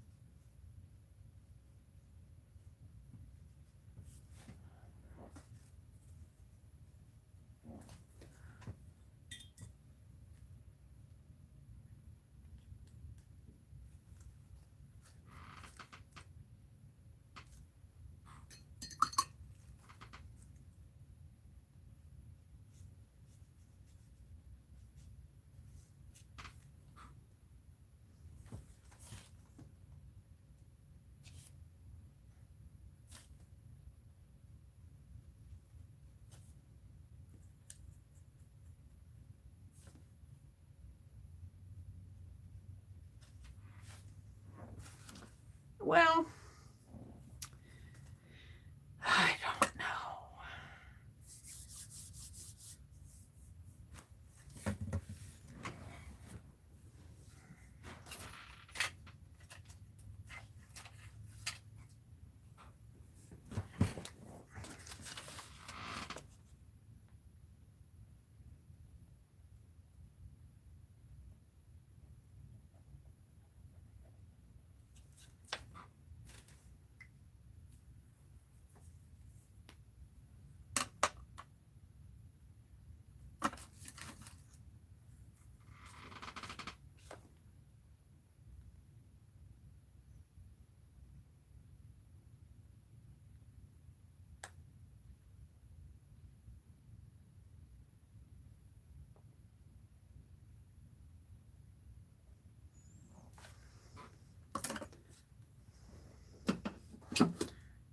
Now I'm going to leave her face a white, I think. I'm not going to try to put any fleshy color on it. But I think I will go back in and darken her hair so there'll be a contrast.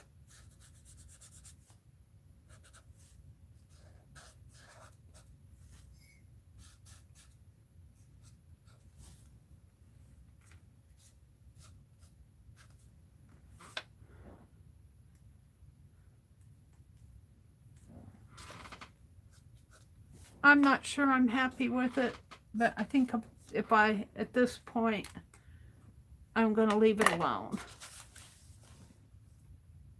So of the prompts, What did I do?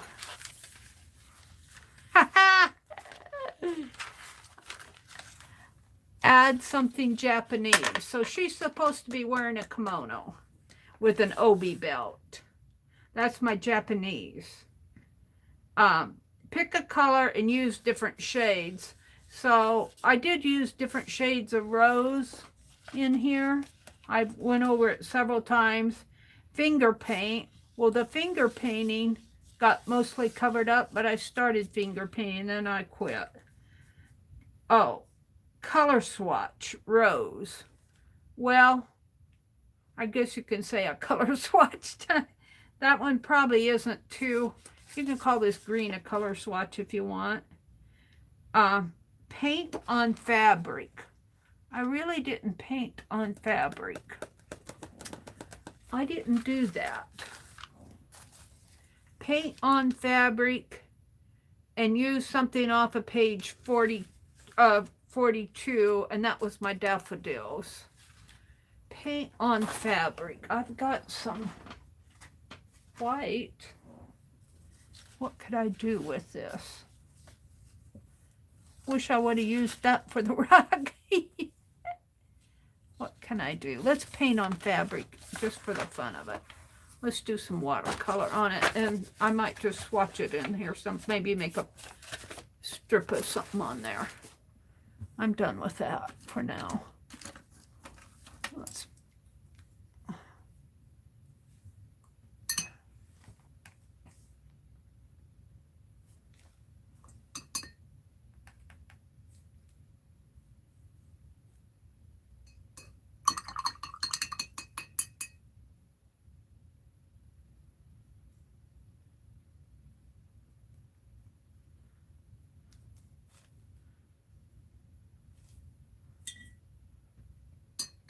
Becky was talking about David Jensen in her stream yesterday. He doesn't do watercolors, but he does beautiful flowers.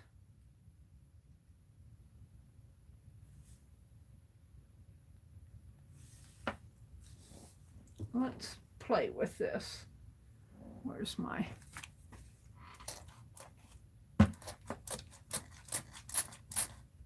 Who says I can't lift some of that? It's watercolor. It should lift.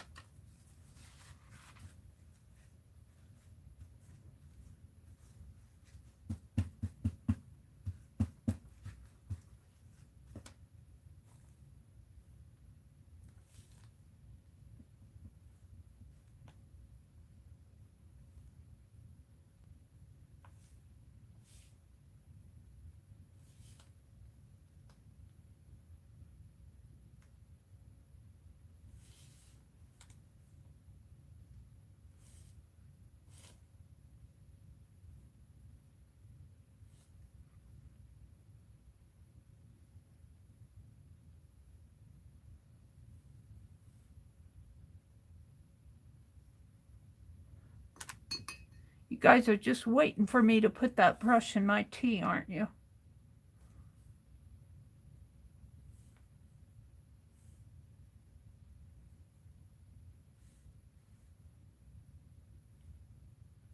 This rose is getting bigger and bigger and bigger. That's a rose. Could have fooled me.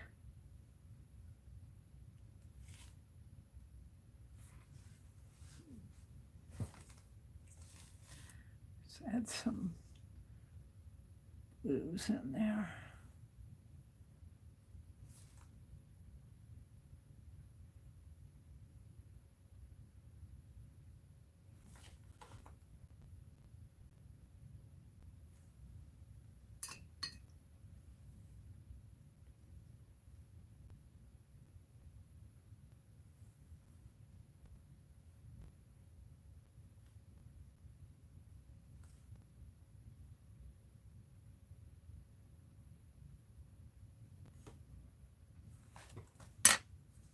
Let's try that, see what it looks like.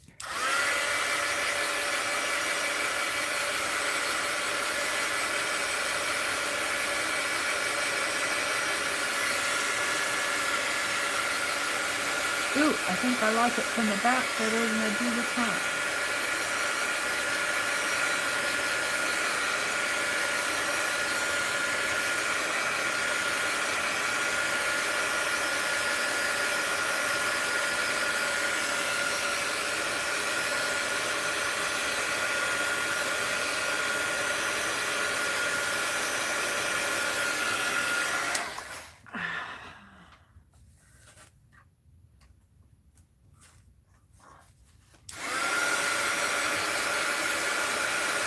Very soft on the back.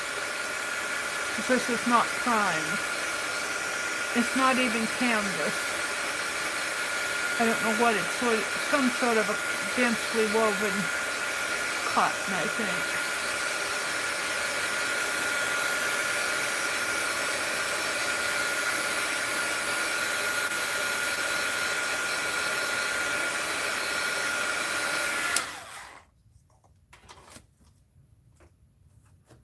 Well, I'm not sure how I feel about it. It's still wet.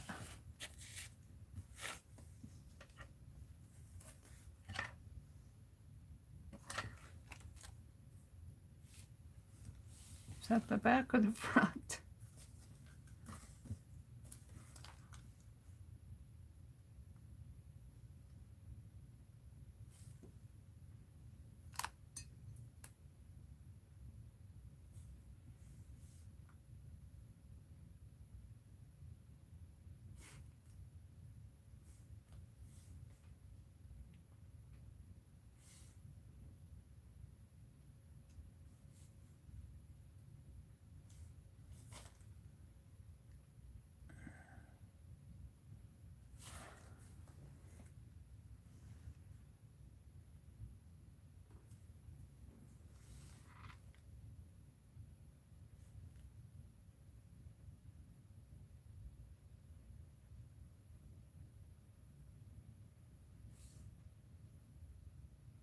What would David Jensen do?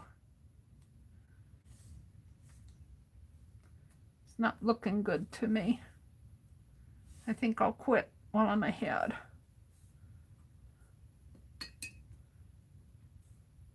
Guess I'm not in the mood to do this.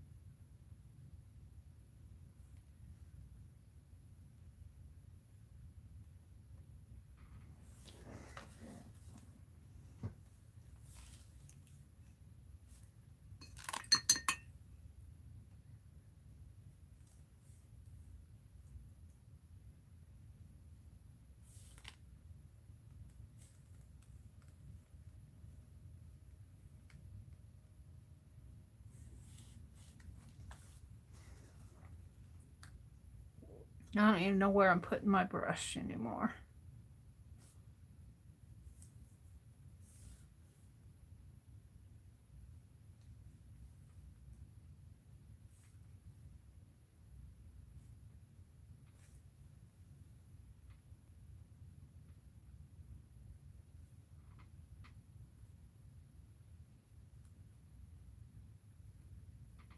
I think I'll quit. I don't have a good sense of it in my head. I painted on fabric Now, how am I going to incorporate that? Let's dry it again.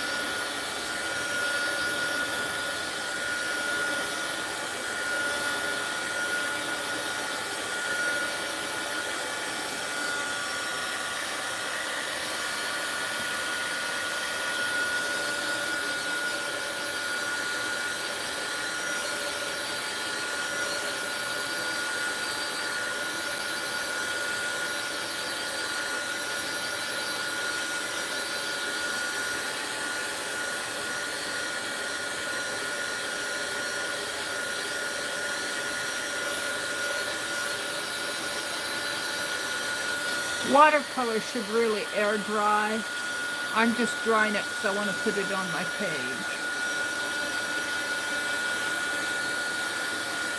And painting on fabric is a part of the prompt.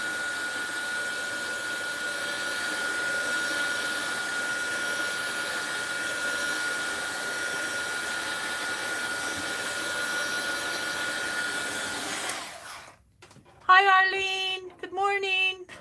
Meri, put on the wall as a picture. Well, I was thinking on the wall. I was thinking on the wall.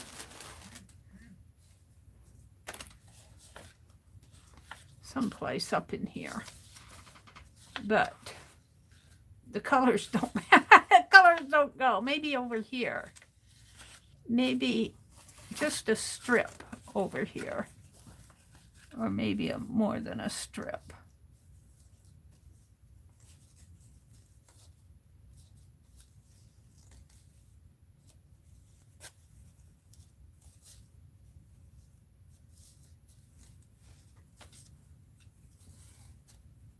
Let's cut it. It'll be easier to handle it.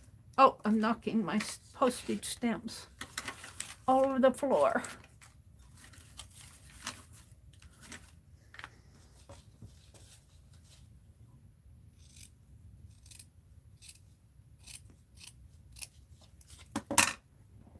Just a piece of fabric.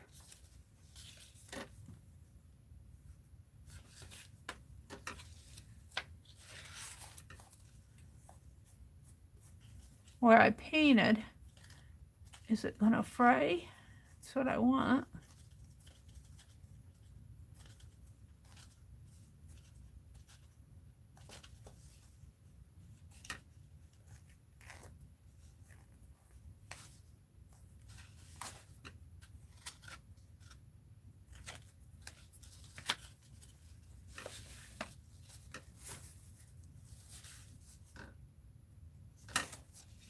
I like it to fray like that.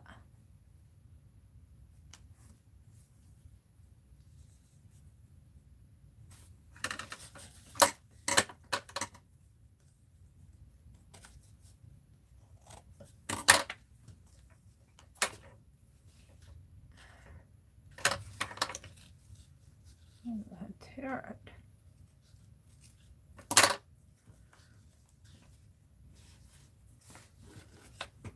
Ah, it's not tearing.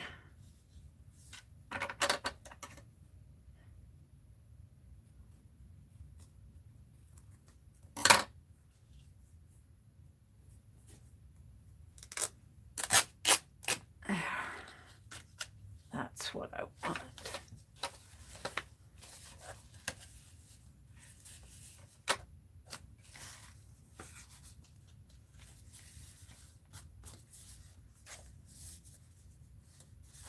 See, this doesn't match in here.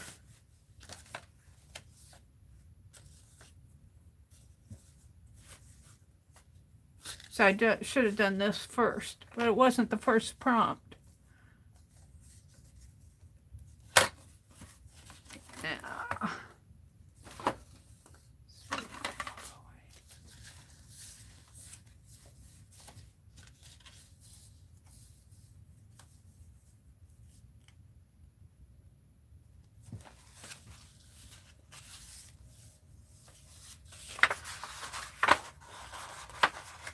I could do this. Let's get wild with this. Meri! I need another towel. Hold on.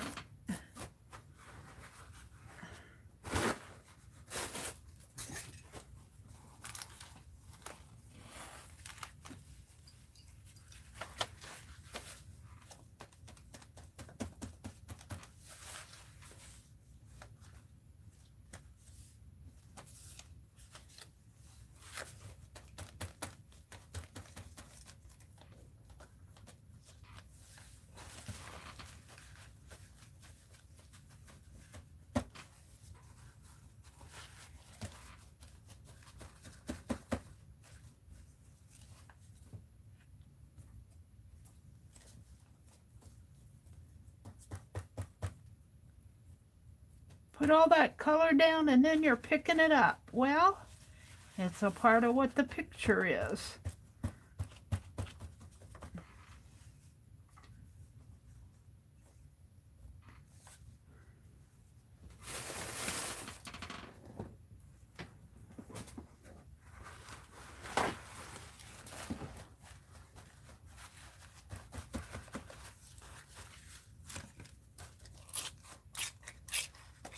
Do the Tim Holtz thing there.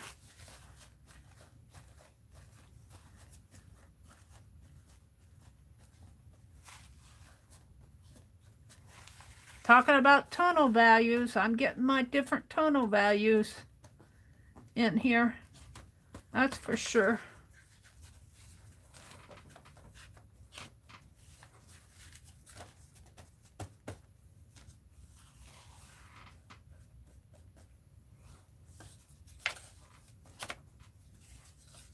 Do a little bit more water in there.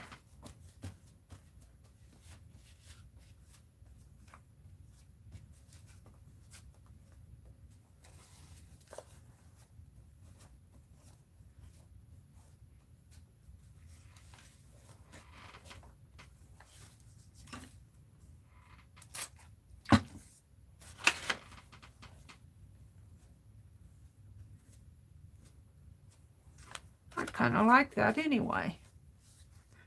Then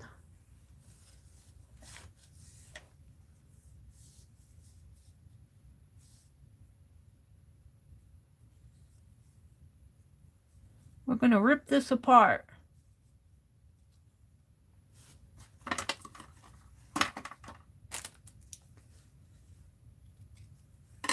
It's just fabric.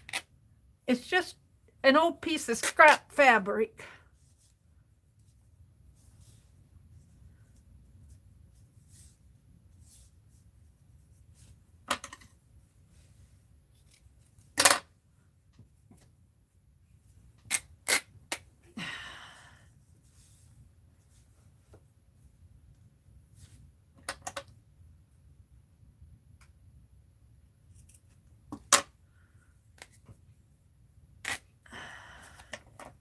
There's our picture, Angie. Well, it might have to be a little smaller. Might have to be a little smaller.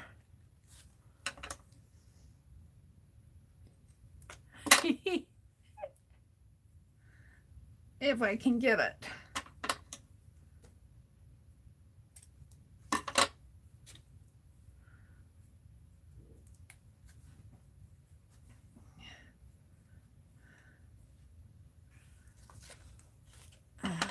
Kind of hard to tear that small of a piece. Why do you want it tear? Because I want it frayed.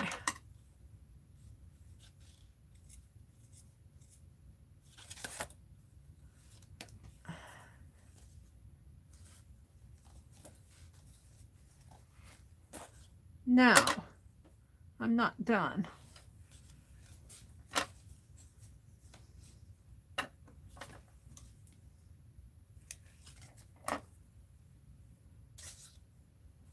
Piece of that flew off someplace.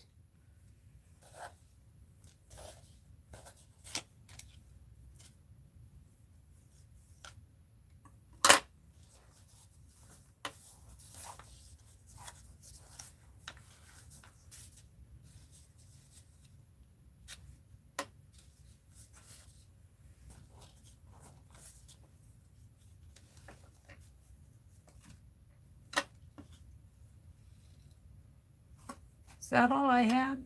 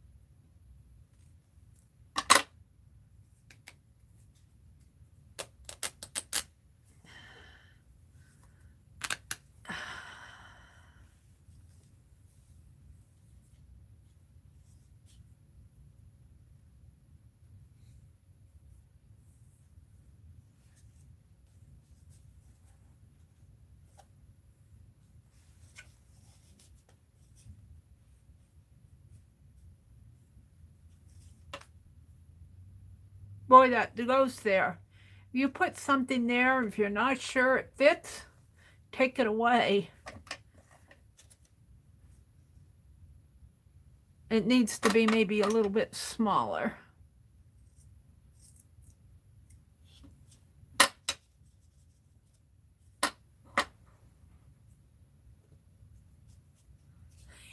Now I'm getting wild with the fabric. Now I'm getting wild with the fabric. But the prompt was painted fabric, so there we go. I'm going to collage this on, I think.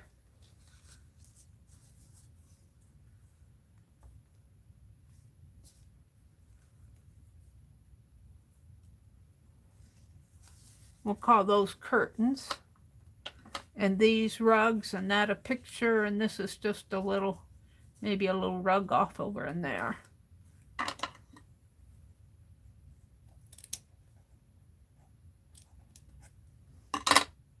Get out the yes paste. I kind of like it. I like it with the texture, for the texture. It just adds a little bit of oomph to the page.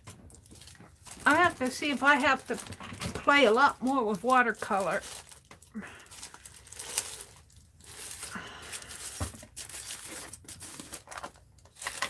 And I'm going to use my finger and just smear it on the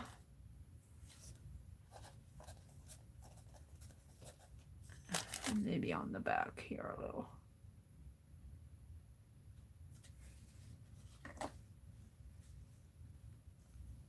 Right in there.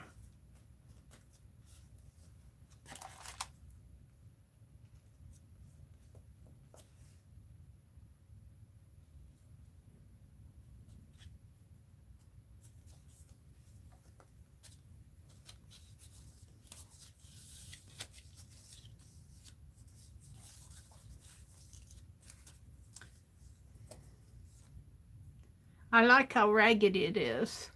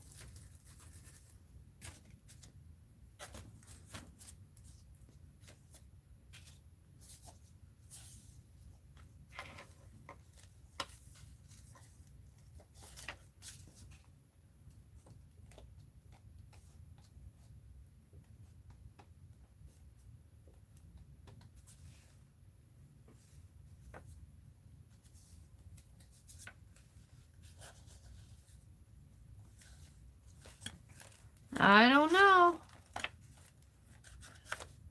It seemed to add something to it.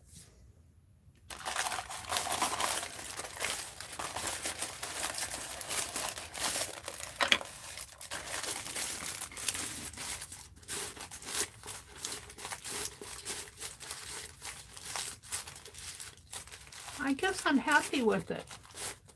It isn't quite what I envisioned, but it's not bad either.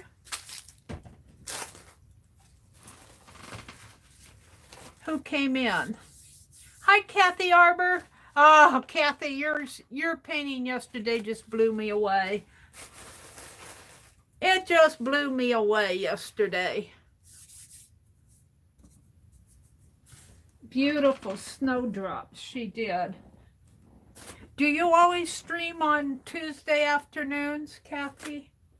I'm going to have to make it a point to get in there and watch you more often. Maybe I could learn a thing or two, huh?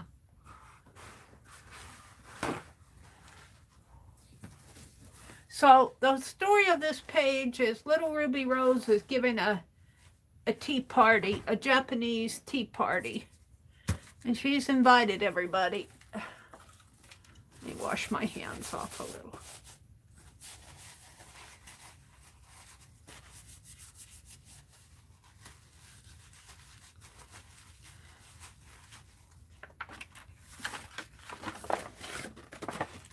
I'm going to have to write it in this because it won't soak through.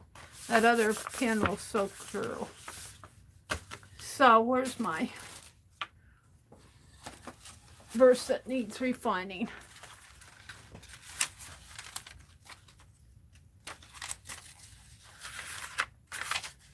Little Ruby Rose, dressed up in Japanese, invited all she knows.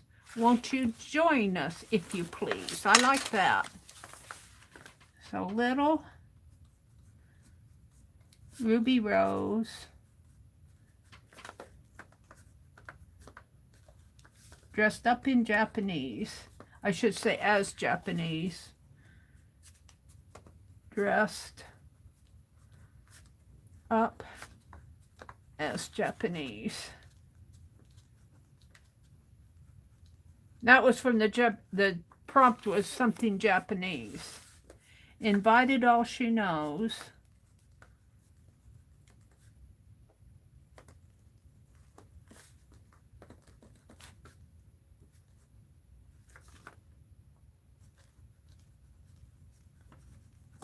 Won't you join us, if you please?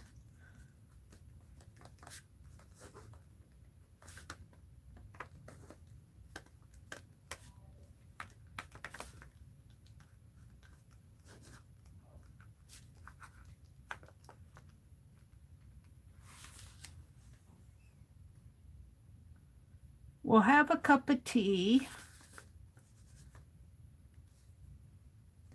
We will have a cup of tea.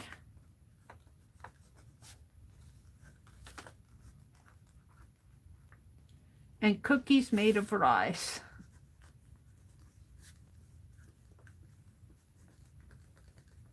Made from rice.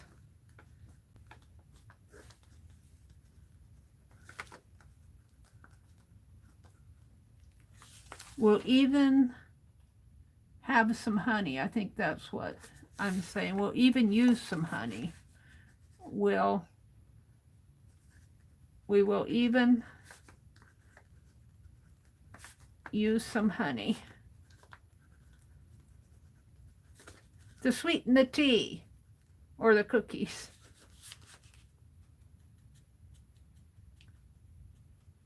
I think that would be nice. I think that would be nice.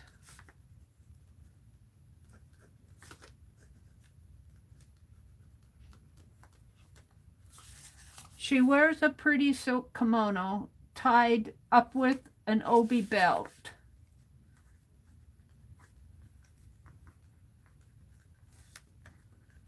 A pretty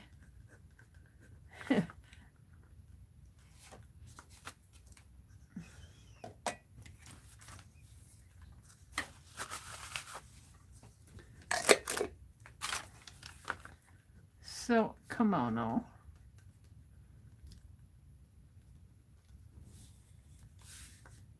Tied up with an obi belt.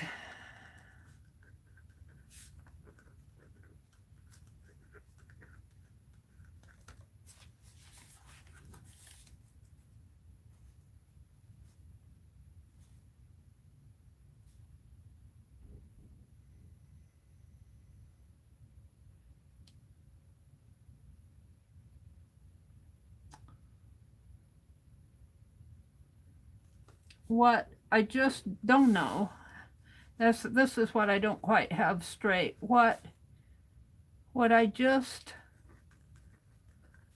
and I'm gonna put don't know, do not know, don't know, rhymes with kimono. What I just don't know, do not know is if she tied it all herself. I don't quite have that refined. It all herself.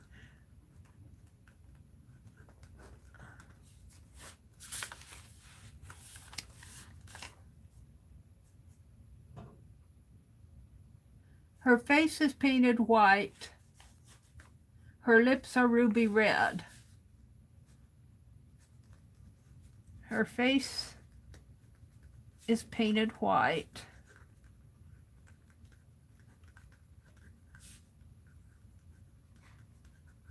Her lips are ruby red.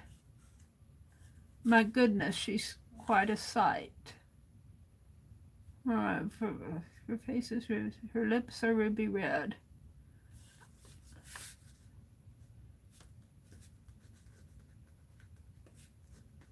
I need another sentence in there. Her lips are ruby red. Oh my goodness, she's quite a sight. I'll just put that. Oh my goodness. Oh my goodness. She is quite a sight.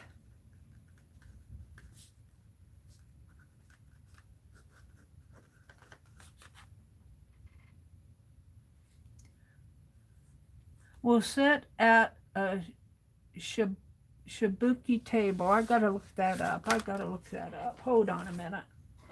It's on my other phone. Hold on, I gotta look that up. Won't take but a minute.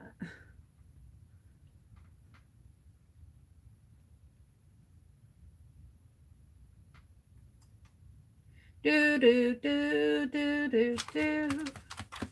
Once I get my browser up.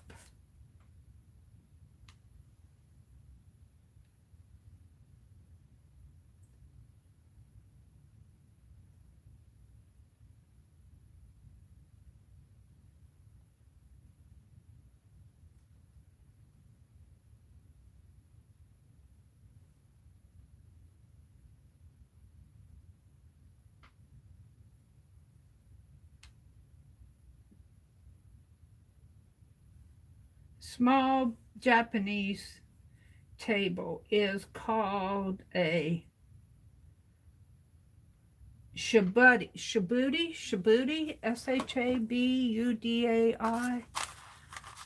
will sit at a shabudi table. We will sit at a CHABUDAI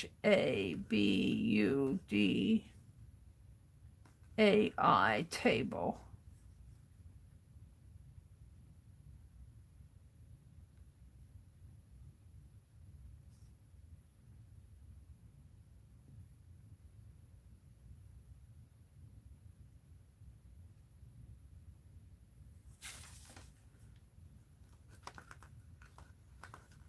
With pillows on the floor.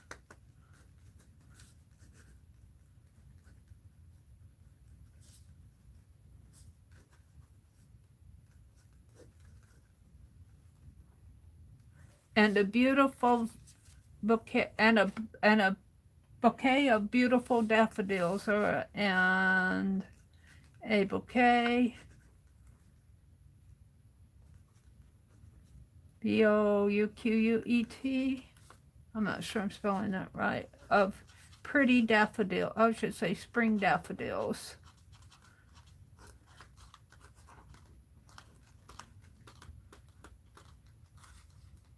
For us to adore.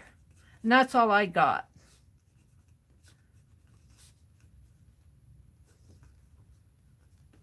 That's all I got. That's as far as I went. And now that I look back on it, I'm not half... I think putting that fabric on it really helped it. I almost feel like putting another layer on. Here and here. Let's get out the yes paste.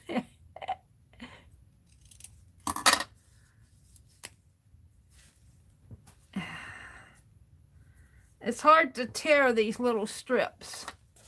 They get too small, they don't want to tear. But that's okay, I like them distressed.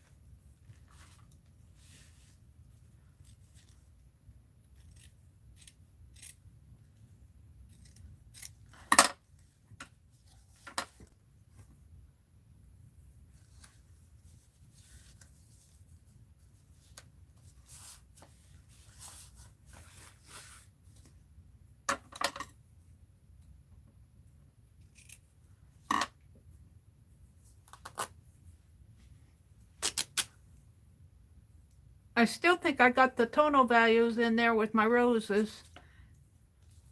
Swatching is another story. I didn't do much swatching. Oops. Oh well.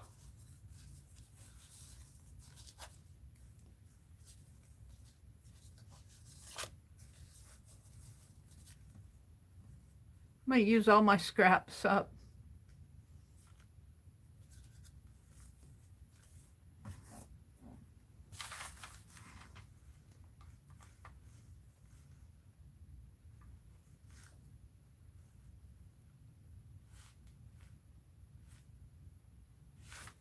Meri, draw a flower in the fabric on the wall. It'll make it look like a picture. Okay, I will do that. Let me put these strips on. I've agreed, Angie, that does need a flower in there. Let's put this back over here. Oops, I got a little square there. I like the scrappiness of it now. I think that just added what it needed. In my head, it did.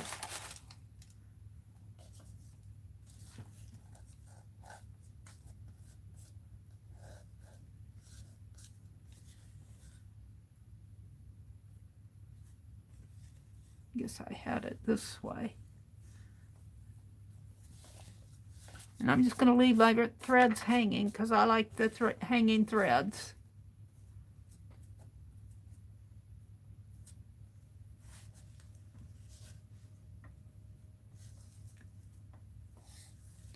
I might have to trim that off a little.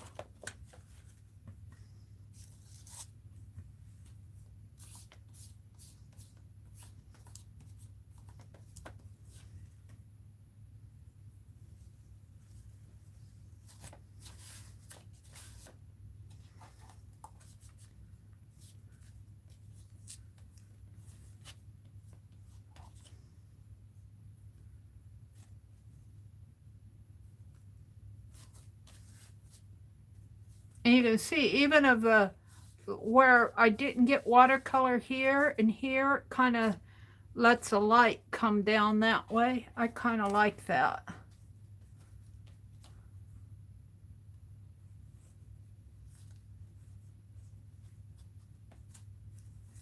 It kind of fits my thinking. Okay. I think I'm happy. I wasn't so happy with it until we pasted this fabric on. Then I think it did something to it. Maybe framed it off, or I'm not sure. Meri, draw a flower on there. Well, I think I'm going to have to do it in white. Maybe a daffodil.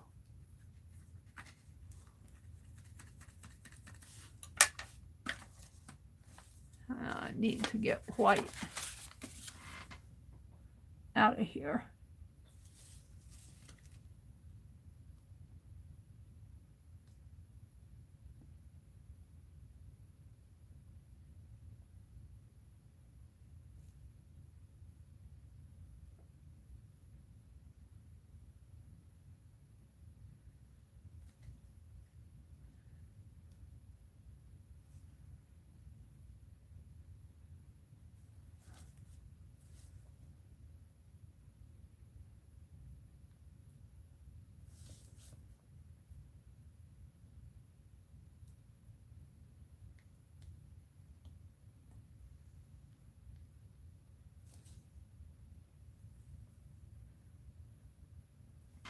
All right, we're going to leave it like that. Now that I got the fine liner in my hand,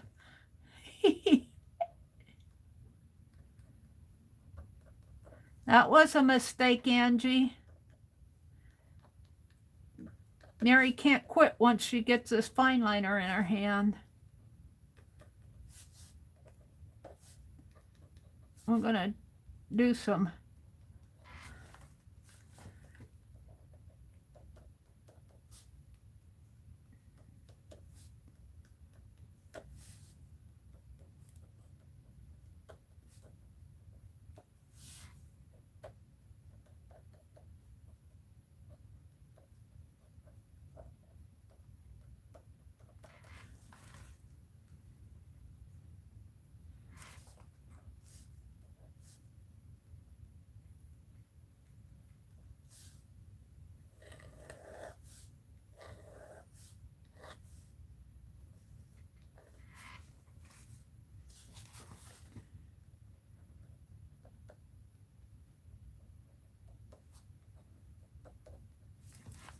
let's give her white socks. Oh, we should paint her face white. Uh-oh, Mary's got the fine liner in her hand. Let's paint her face white. Because that's part of the poem. You guys won't see it too much. There. Let's paint her hands white too.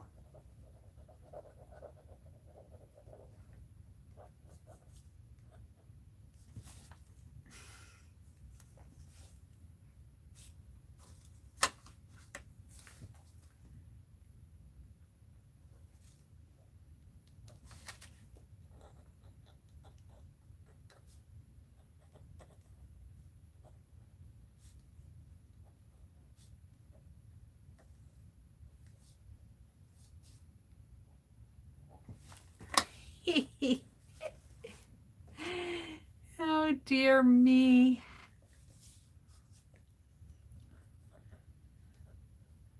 I guess you're going to tell me that Bandit needs a pink nose and green eyes.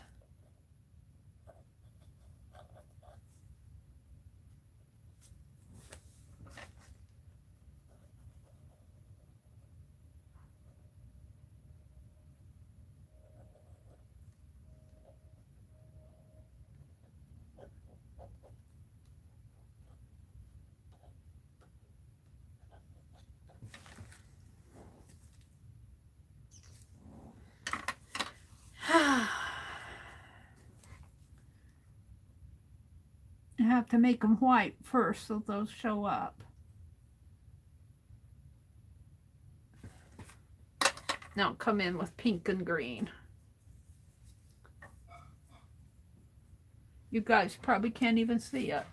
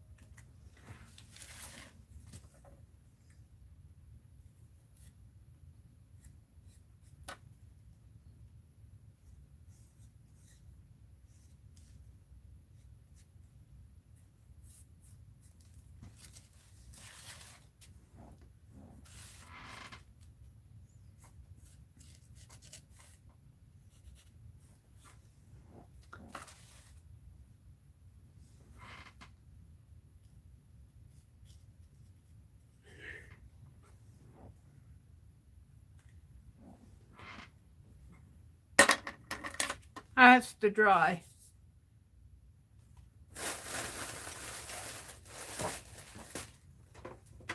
I'm way behind myself here.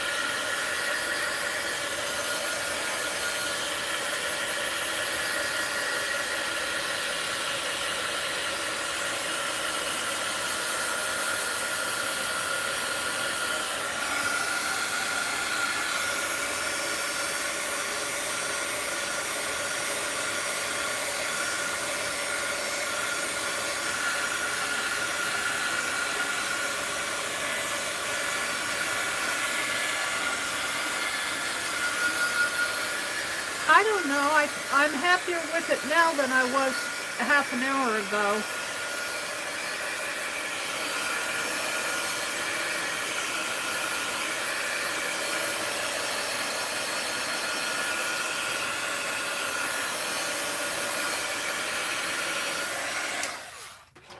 Let's get out a dot of green paint. Watercolor's not going to show up on there too well.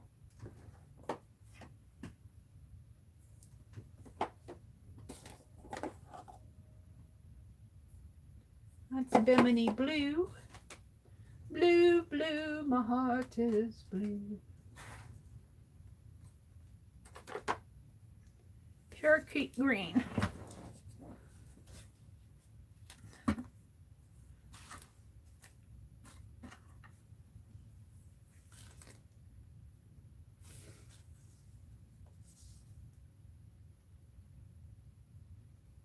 No, it's not gonna.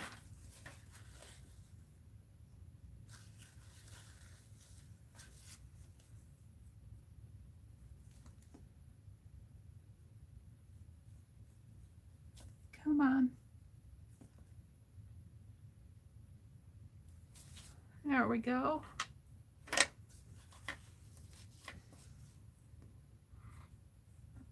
He's got a green eye. I don't know if you guys can see it or not, but he's got green eyes. And I think I'm going to take a little of this green and touch up my stems here.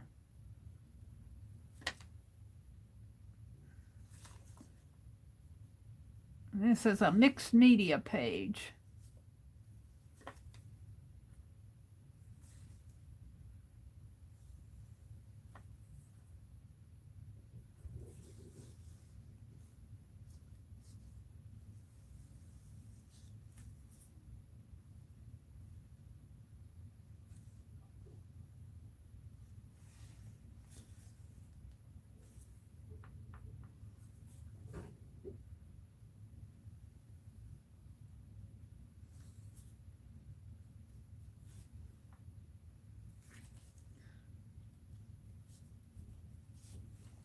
Yeah, I guess I'm happy with that. Now he needs a pink nose, and I'm going to call it done. Because it's 7:13, and Dee Dee's going to be on at 7:30 or 8:30 Eastern.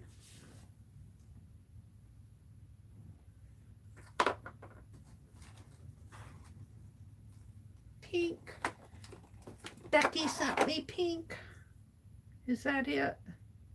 I don't know if this is what Becky sent me. I think she sent me a satin. This is folk art. But we're going to use it because I have it out. A little pink nose.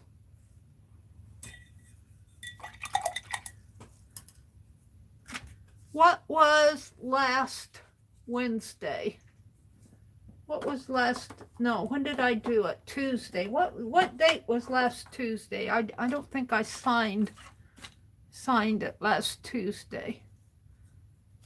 Well, I might have signed the poem. Let's sign this.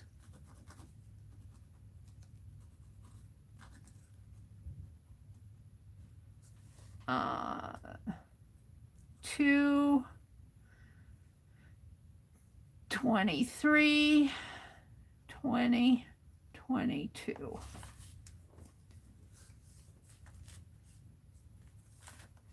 Let's see if I signed that poem. Yeah, 2/15. I did this one on 2/15.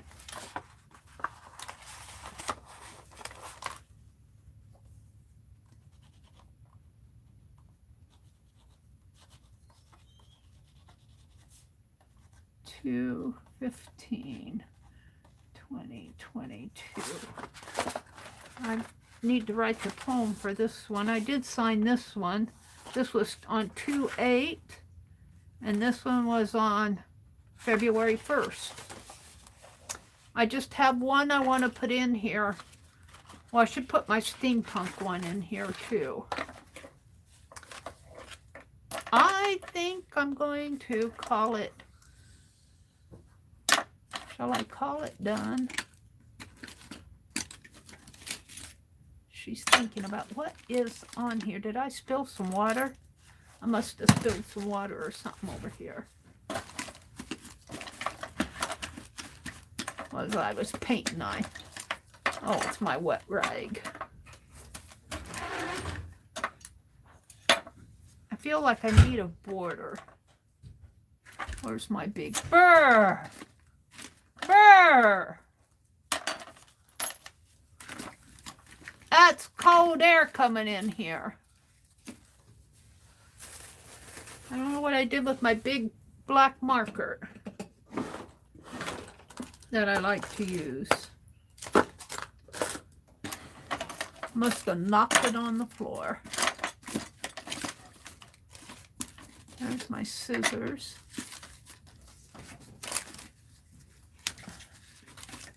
There it is. It was hiding.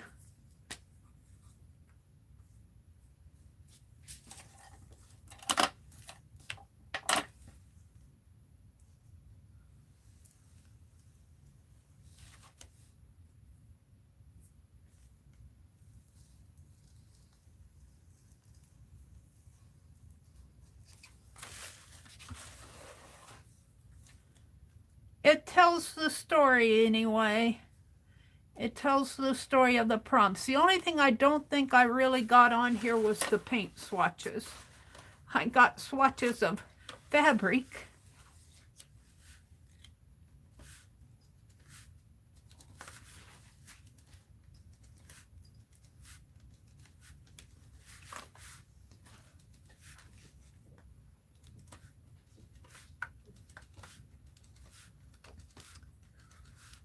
So I wish you all a good day. Today is Wednesday. Dee Dee comes on at 8:30 Eastern, 7:30 Central.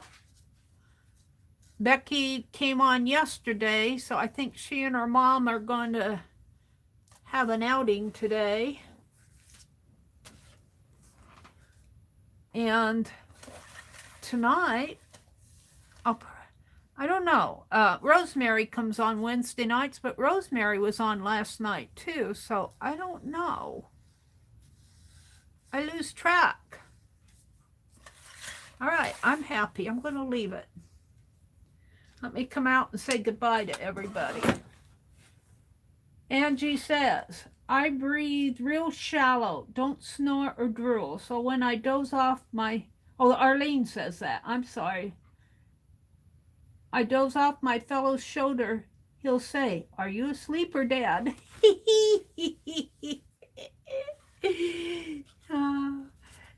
Yeah, well, sometimes it's hard to tell. Sometimes it is hard to tell. Meri, draw a flower in the fabric. Brenda says, I love the story and the paintings, Meri. Thank you, Brenda. Hi, Roy. If you're out there yet, Roy, good morning. Brenda says, I love the story and paintings, Meri. I have so much fun sharing with my daughter and my grandkids. Aww. Well, I'm glad. I'm glad. You know, it's just a little play is all it is. It's just play. That was my hands going like that. Let's see. Who else have I missed? Susan says, Roy, since you admitted it, I'll say it. I always sleep with tissue on my cheeks to mop up the drool. I don't think I'm fully awake, Becky says, either from the spelling. Oh, Becky, my spelling's atrocious. But I blame it on my phone. No one here to check Roy except the dog. Ruth Flam says, I snore loud enough, no one needs to check. Brenda, if I doze off and the grands are here, they hit the horn button on my chair. Arlene, what's that? Oh, I bet that's funny, Arlene. Oh, well, it's time for me to. Oh, it's only 7:20, but I'm ready to call it a morning. I wish you all a good day. I will be streaming. Tomorrow's Wednesday. I want to work on my steampunk. I want to work on my steampunk journal tomorrow. And if I can find my Asian caboodle, my China caboodle, it's here someplace. It's here someplace. I don't know what I did with it. It's probably where my camera is. So have a good day. Make it a memory. Go do some art. Be good to yourself. Be good to your pets. Whatever. I got something yucky on my sweater here. It looks like yes paste. Okay. Bye, everybody.